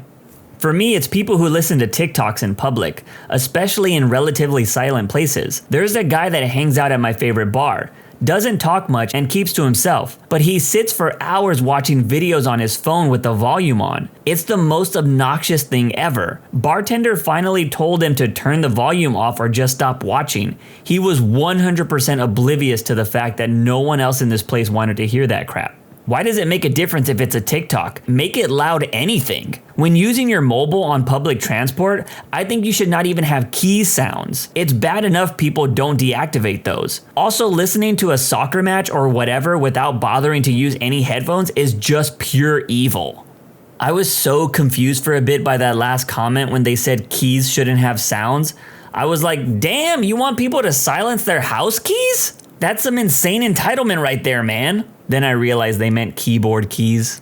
My ex was insanely selfish. Her dad gave her a $20K a month allowance, plus paid for the mortgage of her penthouse in New York City, while she went to Yale. He paid her car plus insurance. She had zero need for cash. All bills are paid. He also gave her a credit card with, I'm assuming, no limit, cause we bought a car once on a whim. But I saw her steal $3 from a friend who was passed out. She'd steal panties from Walmart. She had a pile of cash in her bedroom. We once needed to pay for a delivery. I don't know if it was a bagel or pizza, but she refused to touch the pile of cash. I had to walk to my car to get cash. And when I tipped the delivery girl $10 for waiting, my ex went ballistic, calling me a bee, a moron, and queer.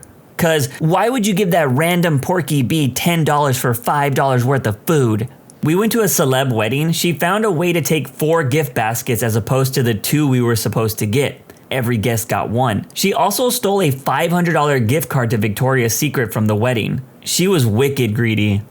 One of my workmates had her drink taken from the fridge by someone else. When she put a sign up on the fridge to remind people not to take things, another guy asked her why she was doing it.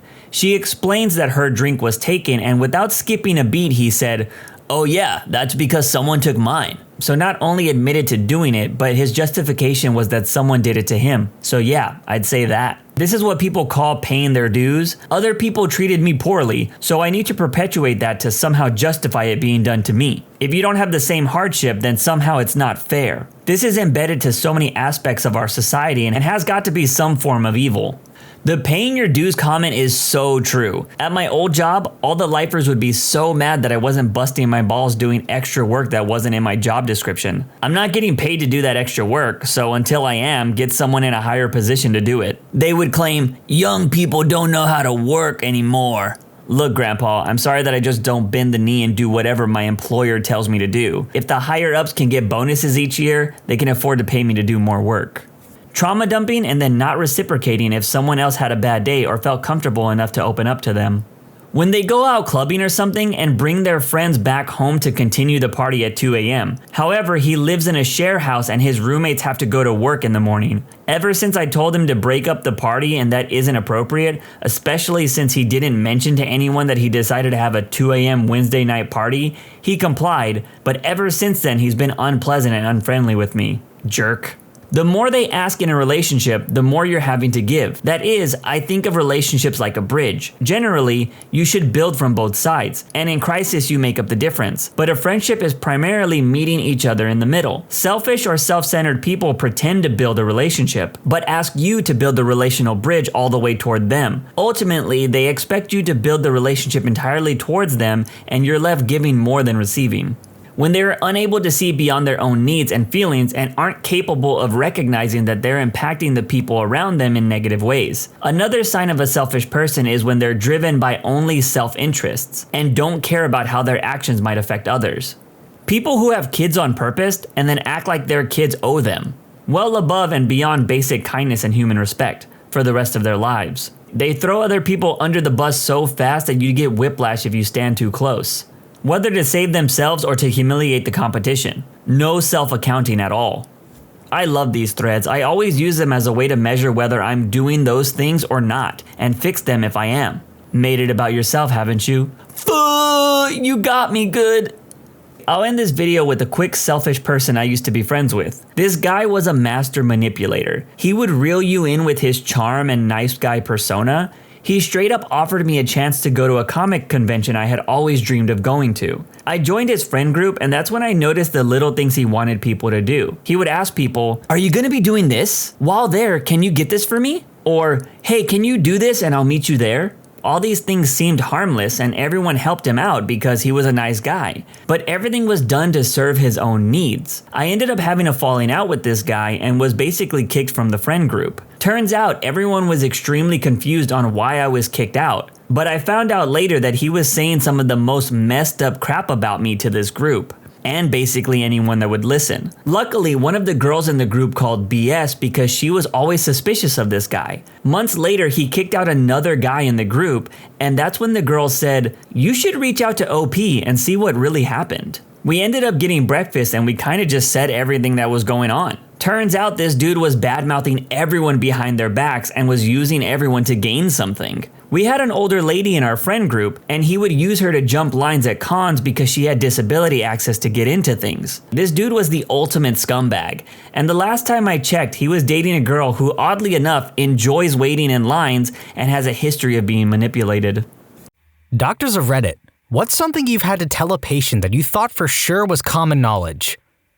Have had to inform a few male patients that the condom only goes on the shaft and should not be pulled down to include covering of the testicles. How a shorter/fatter 5ml oral syringe held more volume than a skinnier and longer 1ml oral syringe. How does this hold more liquid when it's shorter? Also, I've seen almost every incorrect way to use an inhaler, upside down being fairly common. People taking birth control pills only on the days they have intimacy. I no longer assume anything as common knowledge. I'd rather have someone be offended that I explained something basic than to have something awful happen because I assumed the patient knew something. After putting a few stitches in a middle-aged guy's scalp, the family asked if he was okay. The attending joked that his brain was still inside. The family were stunned by this news. I, the medical student, spent the next half hour informing the family that the brain was inside the skull and that a person couldn't live without one. They thought that the brain was just a turn of phrase to reflect a person's common sense rather than an actual organ. Sort of the same as what they thought about the heart. I'm not a doctor, but I'm an ER nurse. I had a patient come in for an STD check. She was very upset and continued to tell me that she only had one partner. Progressing through my assessment, she further divulged that even if he was sleeping with other people, it shouldn't matter because he uses a condom every time and he makes sure to wash it thoroughly after every use. I asked what she meant when she said he washes it after every use. She explained that he washed the condom with hot water and soap before he used said condom again. I had to explain to her that condoms are a one-time use product. She had no clue. My dad is a family doctor in the States. A woman came in for a well baby check with their 6-month-old and she had what looked like chocolate milk in the baby's bottle. So he started explaining to her as kindly as he could that she shouldn't be giving her baby chocolate milk, at which point she interrupts him and says, "Oh, that isn't chocolate milk, it's coffee. He just loves it." If you're going to put it in your butt, make sure it has a flared base. or is attached to something you won't lose your grip on. Corollary, if you've already lost something in your butt, don't lie to the triage nurse and then medical team. While your story is usually amusing, we don't really care how it ended up in there. Pediatric nurse here. I've told more than one parent that their infant should not be drinking Dr. Pepper out of their bottle, or any other vessel for that matter. Viagra does not prevent STDs or pregnancy. Not a doctor, but a paramedic. During clinical time in the ER, 17-year-old came in with a bloody rectum/anus. Apparently she wasn't wiping after using the bathroom and it was basically really bad diaper rash. So the nurse had to call social services and explain to this girl proper wiping. I'm a veterinary technician. I once had to explain to a client that the ticks she had been frantically trying to remove from her male dog's belly with tweezers were actually his nipples. I also told her she had an extremely well-behaved patient dog. Not a doctor, RN in the ICU. I've seen some really stupid people over the years, but a few weeks ago, a patient's family member got into a verbal altercation with me over the fact that I was trying to freeze his mother to death. He kept pointing to the digital thermostat displaying a temperature of 23 degrees Celsius. We're in the US, by the way. When I gently explained to him that 23 degrees Celsius is not at all cold, he just kept pointing to the display and shouting, "You don't think 23 degrees is cold? It's 23 freaking degrees in here!" and acting insane. After multiple attempts to explain to him what Celsius is by myself, the charge nurse, house supervisor, and security, we finally gave up and had him escorted out. He was a man in at least his late 30s who's graduated high school and had never heard of Celsius and Fahrenheit. He literally thought we were making it up in an attempt to conceal my efforts to freeze his intubated, critically ill mother to death. Slightly graphic warning. Another vet here. Dead bodies decompose. If you leave your dead dog I euthanized in the back of your car on the hottest day of the year, don't come crying to me when its belly fills with putrefying gases and bursts. Demanding I cover the costs of reupholstering your car might be considered a little rude as well. A hospital is open 24 hours a day, 7 days a week for medical emergencies. So the next time you have a stroke on Friday, come in on Friday and don't wait for the weekend to pass. A child cannot have inherited any genetic traits from someone the mother has previously been with. Only one man is the biological father. My wife and I were trying to get pregnant, and due to possible complications, we were talking to an obstetrician. Towards the end of the visit, he tells us in all seriousness, "Just so you guys know, you have to stop using condoms if you want to get pregnant." We just stare at him a bit and say, obviously? And he just shakes his head and says, "You'd be surprised. There's been a few couples that really didn't realize that." My grandmother was the ignorant one getting and explaining.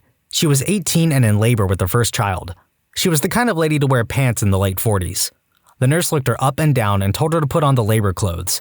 So she took off her top and bra and got on the bed. The nurse is really confused. "Take off your pants too." "Why? It comes out my belly button, right?" asked Grandma. "No, darling, it comes out the way he came in." ER nurse here had to explain to a 27-year-old female that this bleeding she was having for a week every month was normal and why. She had 2 children, by the way. My mother is a nurse and has been for over 25 years. The only story of hers that makes me sick is the story of a man who could not afford Viagra. So he reasoned his cock gun should do the trick, right? It'd stay in there and keep him ready. So he put the tip of the gun in his urethra and filled himself up. Long story short, don't do that. Don't, for Christ's sake, ever do anything even remotely like that. Podiatrist buddy told me this one. Lady has to have foot amputated and is given waiver forms to sign pre-op. Buddy asks if she needs time to think about it. She's very nonchalant and doesn't seem to care much what they do. He gets suspicious and probes a bit as to why she's not more concerned. She says she gets that they have to operate and it's okay because the foot will grow back. He then has to explain she's not a salamander. Things get a bit more serious. Okay, but like salamanders are cool? Imagine if we could regrow our limbs like salamanders. That'd be sick. Not a doctor, but a nutritionist. I work with a lot of different patients, and I have tons of stories about food stupidity. Had a lady have bariatric surgery. Your stomach gets surgically stapled smaller. And her mother kept trying to force her to eat real food the day of the surgery when she was on a liquid diet. She would eat it, puke, rip her stitches out, repeat. We had to ban the mother from seeing her because she would literally blackmail and guilt trip this poor lady into eating a whole pizza, barf it all up because her poor post-surgery stomach couldn't handle it, and end up ripping out stitches and causing enormous pain because her mother was positive that she would die if she was on a liquid diet for a couple days. Another lady I was seeing for clinicals was diabetic, and she would come in every week with stupid high blood sugar levels, 250 to 260-ish. Not knowing why they were so high, she kept a record of everything she ate, and all of her food intake seemed fine. One day, her husband came with her, which was weird, and he ninja slipped me a note while shaking my hand. It read, "Ask her about the Quick Trip slushies. She doesn't believe me that they have sugar in them." So I asked her if she was having any soda, lemonade, tea, ice cream, shakes, or slushies, and she told me, like a light bulb had gone off in her head. "Well, I have been drinking about 3 of the 48-ounce Quick Trip slushies every day for a while now. They're just so good. And they aren't food or drink, they're slushies. So they don't have any sugar in them, and I don't need to record them." It was so hard to convince her that those are so full of sugar it isn't even funny. But seriously, 3 a day on a type 2 diabetic? It was one of the stupidest things I've ever heard in my life. A nursing home called 911 for a patient who was having difficulty breathing. When we arrived, a PA was standing in front of the patient, vigorously fanning the old lady with her hands. She looked at us and said, "I'm giving her some oxygen because we couldn't find a portable O2 tank," and keeps flapping her arms. Remember, this is a physician assistant, probably making $100,000 a year. I informed her that she could stop now, and my partner and I did our best to wait until we were outside to burst out laughing. Going off on a side tangent here, some people don't handle stress well. I volunteer as an emergency first responder, but one of the funniest cases I've seen of was out of uniform in an airport. A larger gentleman who suffered from COPD had taken a 6-hour flight. Upon getting through security, he had collapsed and was having difficulty breathing. The first person on scene to help the guy was a firefighter. I was second on scene, younger and smaller than the firefighter. I'm 6'3" and not skinny. This guy was just huge. So I'm letting him take lead as I run through making sure EMS is on the way, checking this guy's vitals, stabilizing his head and neck, big guy, went from conscious to unconscious quickly and fell straight down, and getting a history from his family. In the meantime, the firefighter's kinda starting to panic a little. He may have been new, or just the fact that he was out of uniform and not expecting it threw him. Either way, as the man regains consciousness and I start running through a quick GCS test, which involves me and the gentleman talking to each other and treating for shock, the firefighter tries to retake the guy's vitals. He fails to find a pulse. Understand at this point I am communicating with the patient. He's not completely lucid, but he is speaking to me and groaning. Having failed to find a pulse, the firefighter assumes this gentleman is in full-on cardiac arrest and begins to attempt to apply an AED to his chest. I say attempt because, along with being large, this gentleman was somewhat hairy. Now, in any first aid course for anyone that involves teaching one to use an AED, one of the first things you cover is that the razor in the kit is there in case you need to shave someone. The firefighter, having failed to realize that talking probably means the patient isn't in cardiac arrest and that he is having trouble getting a pulse because the patient is larger, then fails to shave the guy's chest. This leaves the patient with the 2 contact pads hanging off of his chest hair but very much not in any way contacting his skin, while I've just started to realize what the firefighter was trying to do. At that point, fortunately, an older woman arrives and identifies herself as a trauma nurse, who are, by the way, just about the best people to have on your side if something like this happens. She tells him to go talk to the family, takes lead, and everything goes smoothly from then until the airport medical folks show up and take over. Unfortunately, I'm having trouble not laughing the whole time at the image of the firefighter staring intently at an AED that can't possibly give him a reading on the condition of the now conscious and lucid patient. TLDR, even people who should know better sometimes lose it under stress. Had a lady measure her baby's temperature by preheating the oven and putting one hand in front of it while the other hand was on the baby's forehead. She told the nurse her baby's fever was about 250 degrees. Lady, you either think you're the Human Torch or you don't understand how conduction works. I had an old lady come in with a massive bleed in her brain. She was pretty much gone. I had to explain to her tearful son that there was nothing we could do. He said that he loved his mama and he'd give anything for her. So he asked us to give her his brain for a brain transplant. I actually was left speechless for a minute and then had to spend another 20 minutes explaining why that was not possible. Mom brought her kids to the ER after they ate all of their Halloween candy because they had tummy aches. They were still eating Reese's peanut butter cups when they were in the exam room. I had to explain to her that they need to cut back on the candy, and she looked at me like I had 3 heads.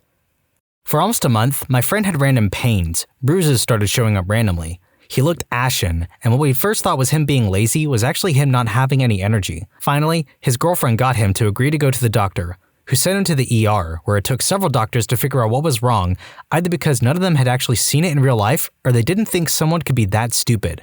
Quote the doctor, "You have scurvy. Eat a freaking orange." Ooh, I've got another one. Inhaler technique. So we're told to always show a patient how to take an inhaler if they are new to them, and that we should check technique every so often.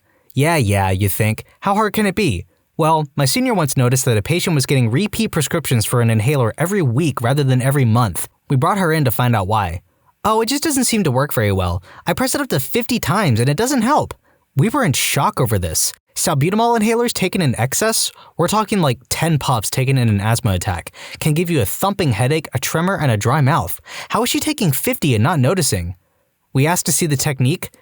Yeah, turns out she was spraying it onto her chest. Internal face palms were had, and we educated her on how to take it properly.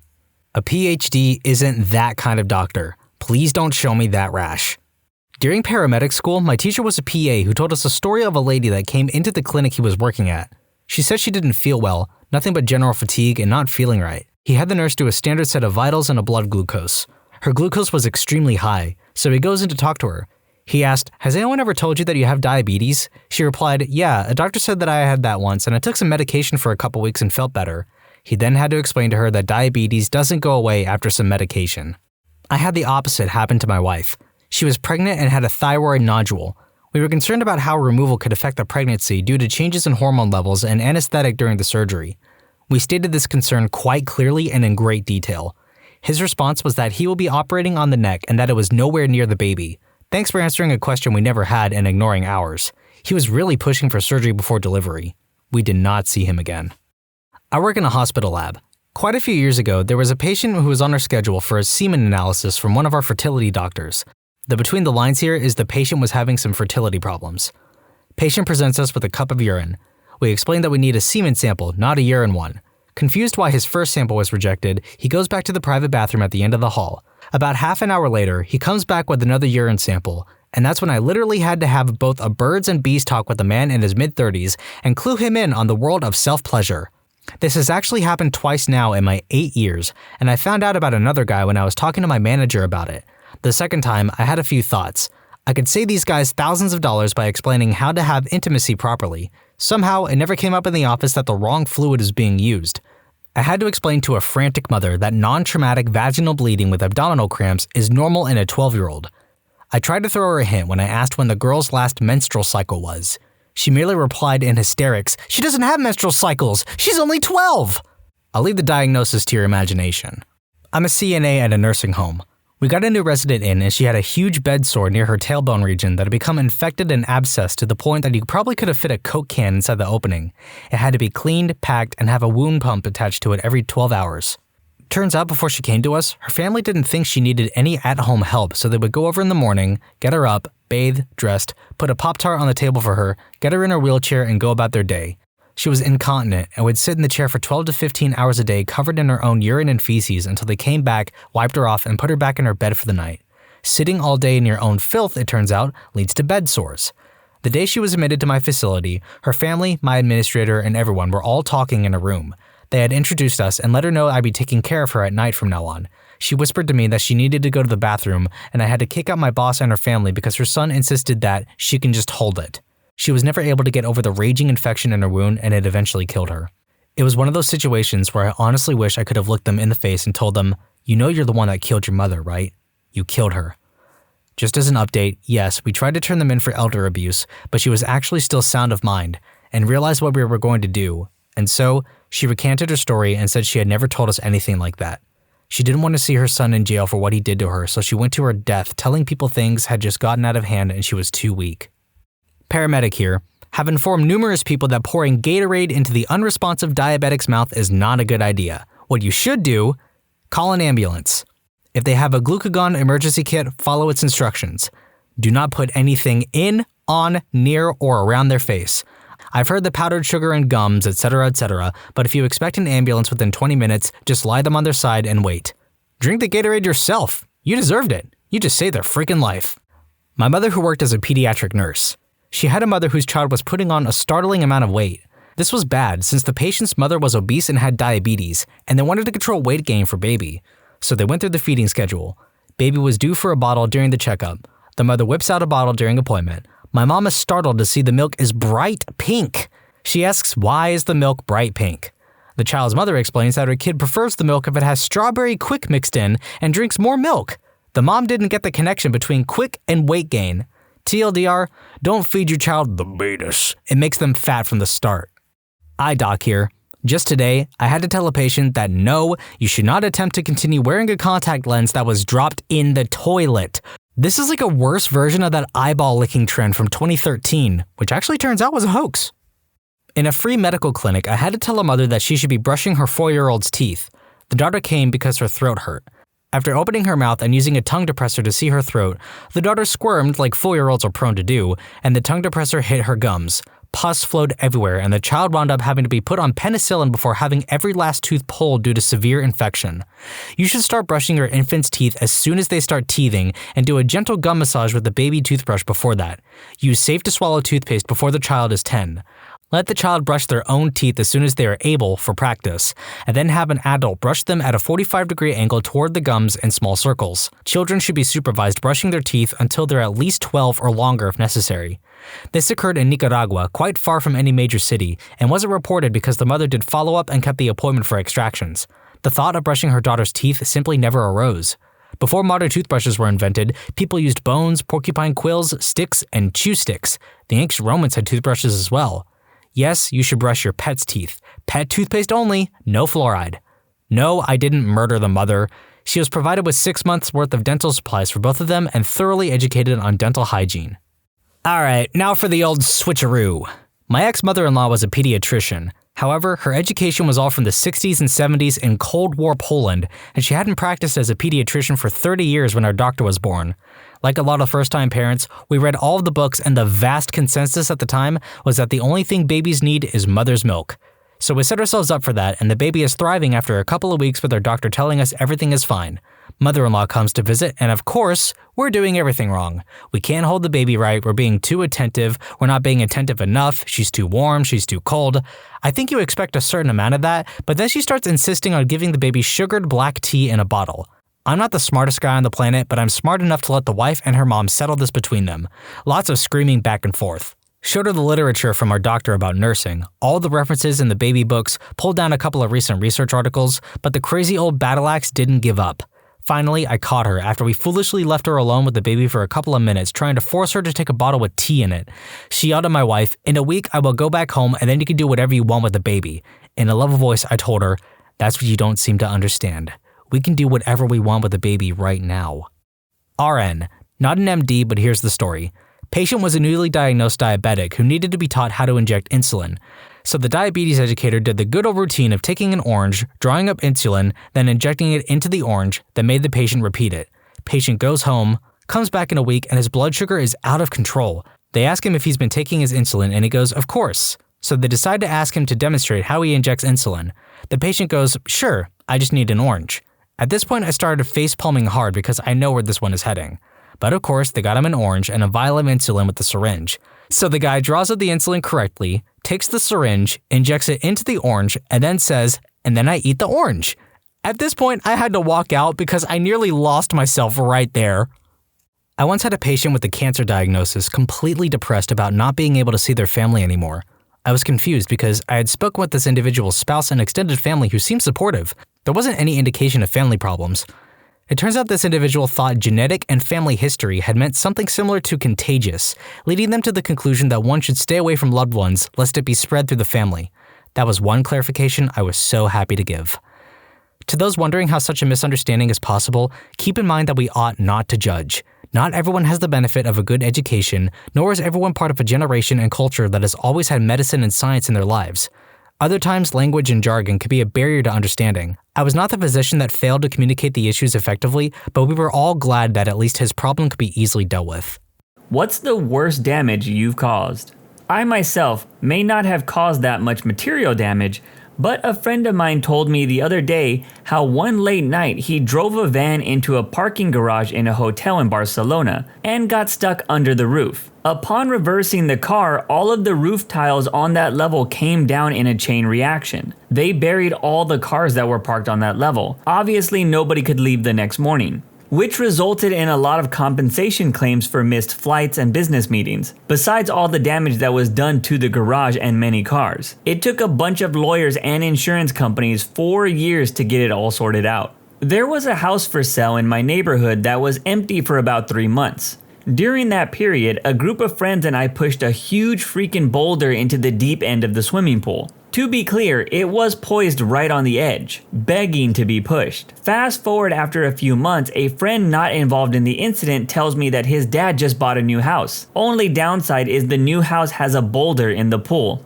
Oops. Your friend's dad has terrible taste in real estate. He lives in a goddamn boulder stuck in a pool?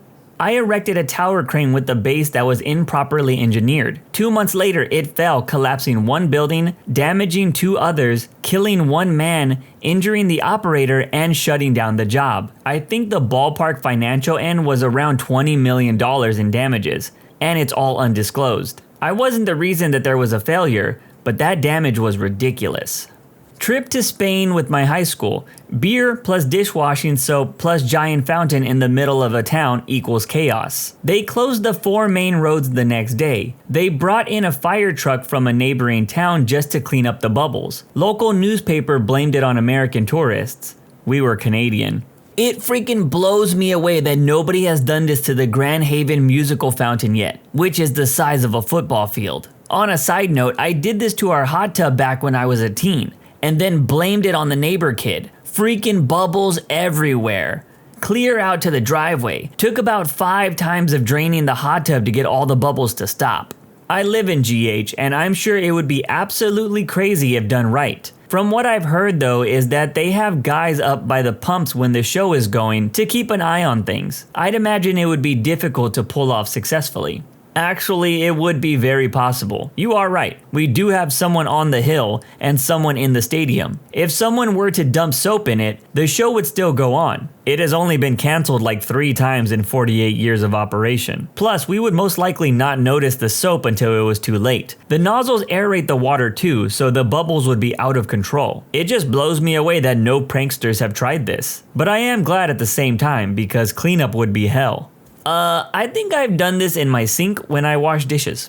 When I was 11 or 12, I went to visit my sister in Germany. We were getting ready for a dinner party that she was throwing later that night. So we were busily getting the final items we needed at the local market. It was a bit hectic. As it was a little market, they only had these tiny baskets for all of your stuff, and no carts. So she asked me to hold a bottle of champagne. As we were waiting in line, I was being a stupid kid and trying to balance the bottle on the punt, the little divot on the bottom of the bottle, on one finger. Naturally, I screwed it up and dropped the bottle. Anyone who's ever dropped a bottle of champagne knows those things explode with force and a lot of noise. This, in a foreign country, is embarrassing enough as is. But then this guy next to me cries out and collapses on the ground, clutching his knee. Blood is squirting all over the floor and making a big pool. This lady starts screaming and I just stand there not knowing what the hell happened. Turns out a shard of glass had got under the guy's kneecap and severed an artery and some ligaments. He ended up having to go to the hospital that day and have surgery. The cherry on top? Dude was a mountain climber and he was leaving to climb the Matterhorn the next day. My jaw was literally left open after reading this. I think I would hate all children if this happened to me. I used to work at a major appliance warehouse in the summer, and during my first month as a forklift operator, I came around the corner too sharp. The clamp of my lift caught the edge of a refrigerator. I slammed on the brakes, but it was too late. The entire stack, about 60 feet high, of 10 $1,000 fridges came crashing down on top of my lift and into a subsequent stack of dishwashers. I was terrified. As the second tower came crashing down, I could hear employees screaming, "Oh no, oh no, oh yeah!" And all the other lift operators came out to watch and laugh at the damages.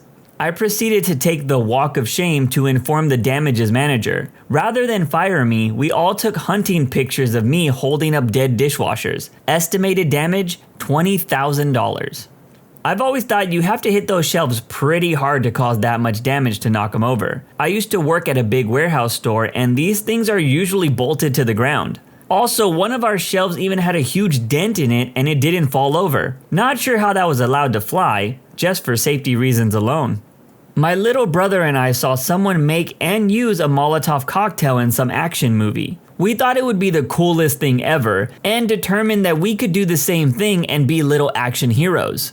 Our first attempt yielded disappointing results. Somehow, we neglected to realize that bottles had to be made of glass.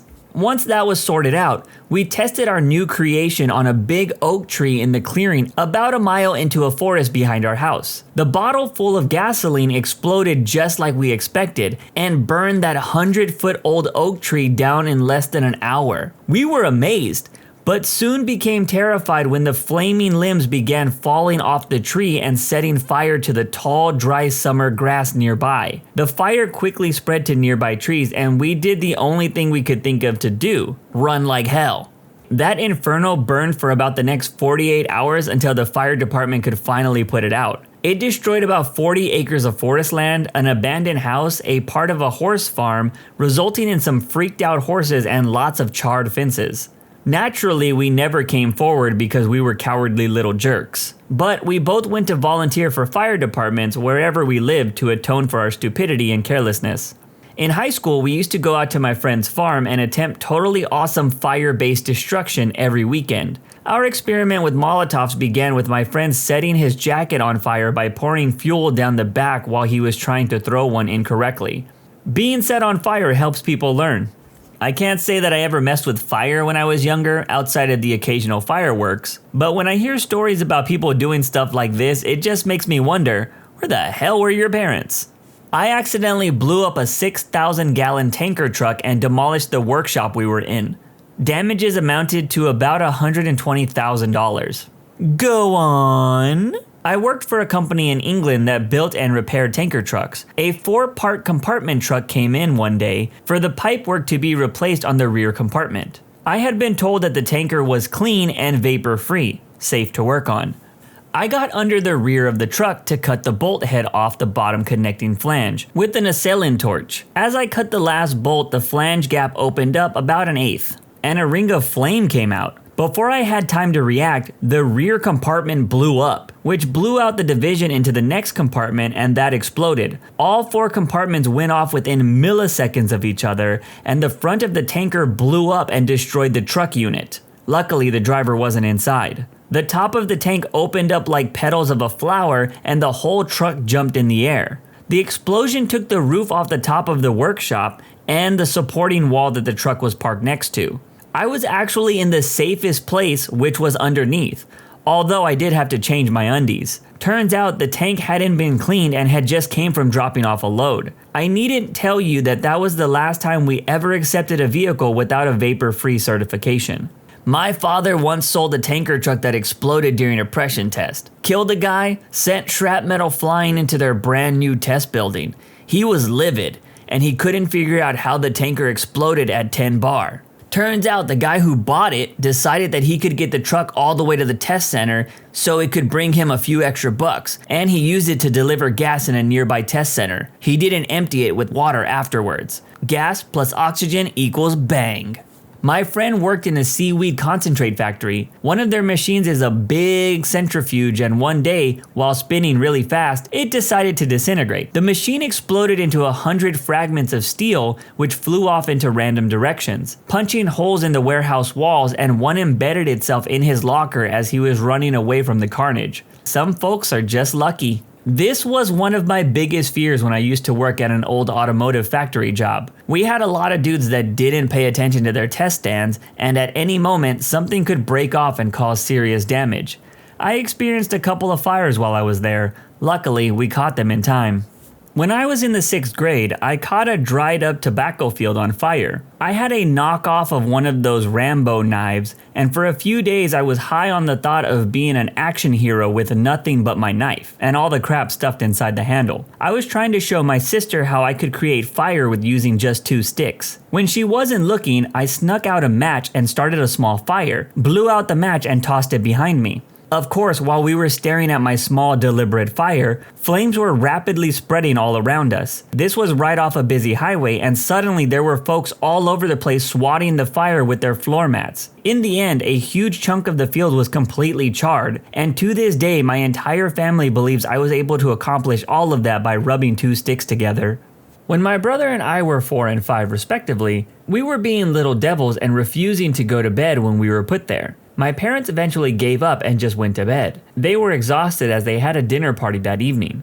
I promptly went into the lounge and got out my parents' entire cassette tape collection, including the memoirs of my grandmother's escape from Germany in 1939, and proceeded to pull out all of the tape from the cassettes and play with it. My brother, in the meantime, decided that he was hungry and that he wanted a fried egg. In his 5-year-old wisdom, he got out an egg and a frying pan and put them on the stove and turned on an element. Nothing happened with the element that he was looking at, so he turned on another one. This time the heat turned on, and once the pan was hot enough, he started to fry his egg. Unfortunately, the first element he turned on had a wooden chipper board on it, which smoldered until the heat reached my mom's food processor, which promptly started burning and melting. This resulted in a lot of black smoke and fire. My brother toddled down to my parents' bedroom and said, "Daddy, why is there smoke in the kitchen?" And apparently my dad went from horizontal in bed to vertical and halfway down the corridor in about 2 seconds flat. The fire was quite easily put out at the expense of my parents' nice crockery that was soaking in the bucket nearby. My dad just picked it up, threw it, plates, water, and all, on the fire. In the photos of the damages that had to be taken for insurance purposes, there's a sort of twisted black mess of a stove and bench area, and then right in the middle of all of it is a perfectly cooked fried egg. I'm just interested to know if they were able to save those cassette tapes, because losing that Escape from Germany tape must be devastating. Once, while I was in college, there was this cute girl I asked to talk to. On the day results came in, I saw her sitting crying. She failed her papers and would probably be sent back. I went and checked the results. It seemed that she had passed. I ran back to her with the good news. She was very happy. We went back to check the results together. To my horror, I realized I had made a mistake earlier and she had really failed. I was speechless when she boarded the bus in tears. This story is interesting because not all damage needs to be monetary. While in college, I spent several summers working in a salmon cannery in Alaska, and for a few seasons, worked on the overnight cleaning crew. These huge industrial revolution looking behemoths that cut salmon into pieces and put them in cans. The final stage of cleaning these involved climbing into the cavity under the machine where the blade assemblies normally sat. It was removed nightly for sharpening. We used thin wire picks about 12 inches long to get any last fish parts out of the machine. Inside the cavity was a big drive arm that drove the part of the machine that fed the fish to the blades. This arm sat right across your chest as you worked in the cavity, and made for a handy shelf if you needed to set down your pick for a minute. Of course, one day I left my pick on the drive arm. The line mechanic came in and installed the blade assembly, which consisted of about 16 circular blades about 3 times the diameter of a basketball, and which rotated at a ridiculously high RPM as the machine ran. So the mechanic turns on the machine only to hear a god-awful screeching sound as the pick was fed into the blades. It wiped out about half of the blades on the assembly, and with no suitable backup, I took out a quarter of the plant's production capacity for the day. And this was a plant that processed 1 million pounds of very perishable fish per day. The head mechanic, who heroically got this thing repaired by the next day, pitched me a lot of crap, but never ratted me out. Homemade bomb when I was 9 years old. This all happened with my grandparents' black powder that he used to refill his shotgun shells, a battery-powered clock, a drilled-out light bulb, also battery-powered with a short fuse that attached to an element and duct taped to a 3-foot-wide oak tree. Huge explosion destroying the tree and setting fire to the field behind a nursing home. Tried to put out the fire with my jacket, which resulted in me fanning the flame. State police, helicopters, and fire trucks arrived at the scene. My grandfather smelt the fire on my clothes and dragged my butt out there to fess up to what had happened. Ain't doing that crap again. Lesson freaking learned. Excuse me? Did he not get in trouble? I mean, this kid made a bomb. I know we go pretty easy on children, but I think we should probably keep our eye on some. Not me, but 3 kids went up a hill near where I lived and decided to play with fire. They ended up burning down 40 houses, including mine. Most of the houses were leveled to the ground with nothing left but ashes. The evacuation was quick and many people lost pets and dozens of cars, and other vehicles that were also torched. My neighbors were about 12 Mexicans living in one house, and they didn't believe in banks and lost all of their money, about $7,000. That was in a jar in their basement. It wasn't a rich neighborhood, but many people didn't have insurance, so people became homeless. The kids in question came from a rich neighborhood and from which I hear had no remorse whatsoever. Neither them nor their parents had to pay a single penny. Kids didn't even get a slap on the wrist from what I heard. I was just a kid and my family had to live in a car for a few days before the Red Cross came and helped us with the motel for a couple of months before we could find another place to live. It wasn't a huge town, and with 40 families looking for a place to live, it took a while to find a place. If you're ever looking to give money, the Red Cross is always a good place to give. That and community action. Rich spoiled kids not having any remorse for people that make less money than their families? Color me shocked. I almost choked a family friend to death when I was a kid. We were playing around, wrestling and roughhousing, and I locked my arms around his neck pretending to put him in a sleeper hold. I thought he was just acting when he went all limp, so I just kept clinging on his back with my arm across his throat. I had no idea that I actually choked him unconscious. Only my mom freaking the freak out alerted me to the fact that no, he wasn't pretending, and yes, he was unconscious. I'm sure he lost a few brain cells because of me. And people say wrestling is fake. A friend and I accidentally set a park on fire, which spread to an elementary school and a forest. We were too freaked out to call 911 and ended up doing a tremendous amount of damage. A colleague pushed out the wrong image update to every desktop and computer at Merrill Lynch, taking every single one out for the span of 2 to 3 days. He was fired and sued. I think the company's insurance policy was hit really hard. Conversely, one day while I was at uni, I was wasted and on a midnight snack run to the 24/7 BP service station down the road. I was wandering past a playground and noticed some flickering light in the bank underneath the play equipment.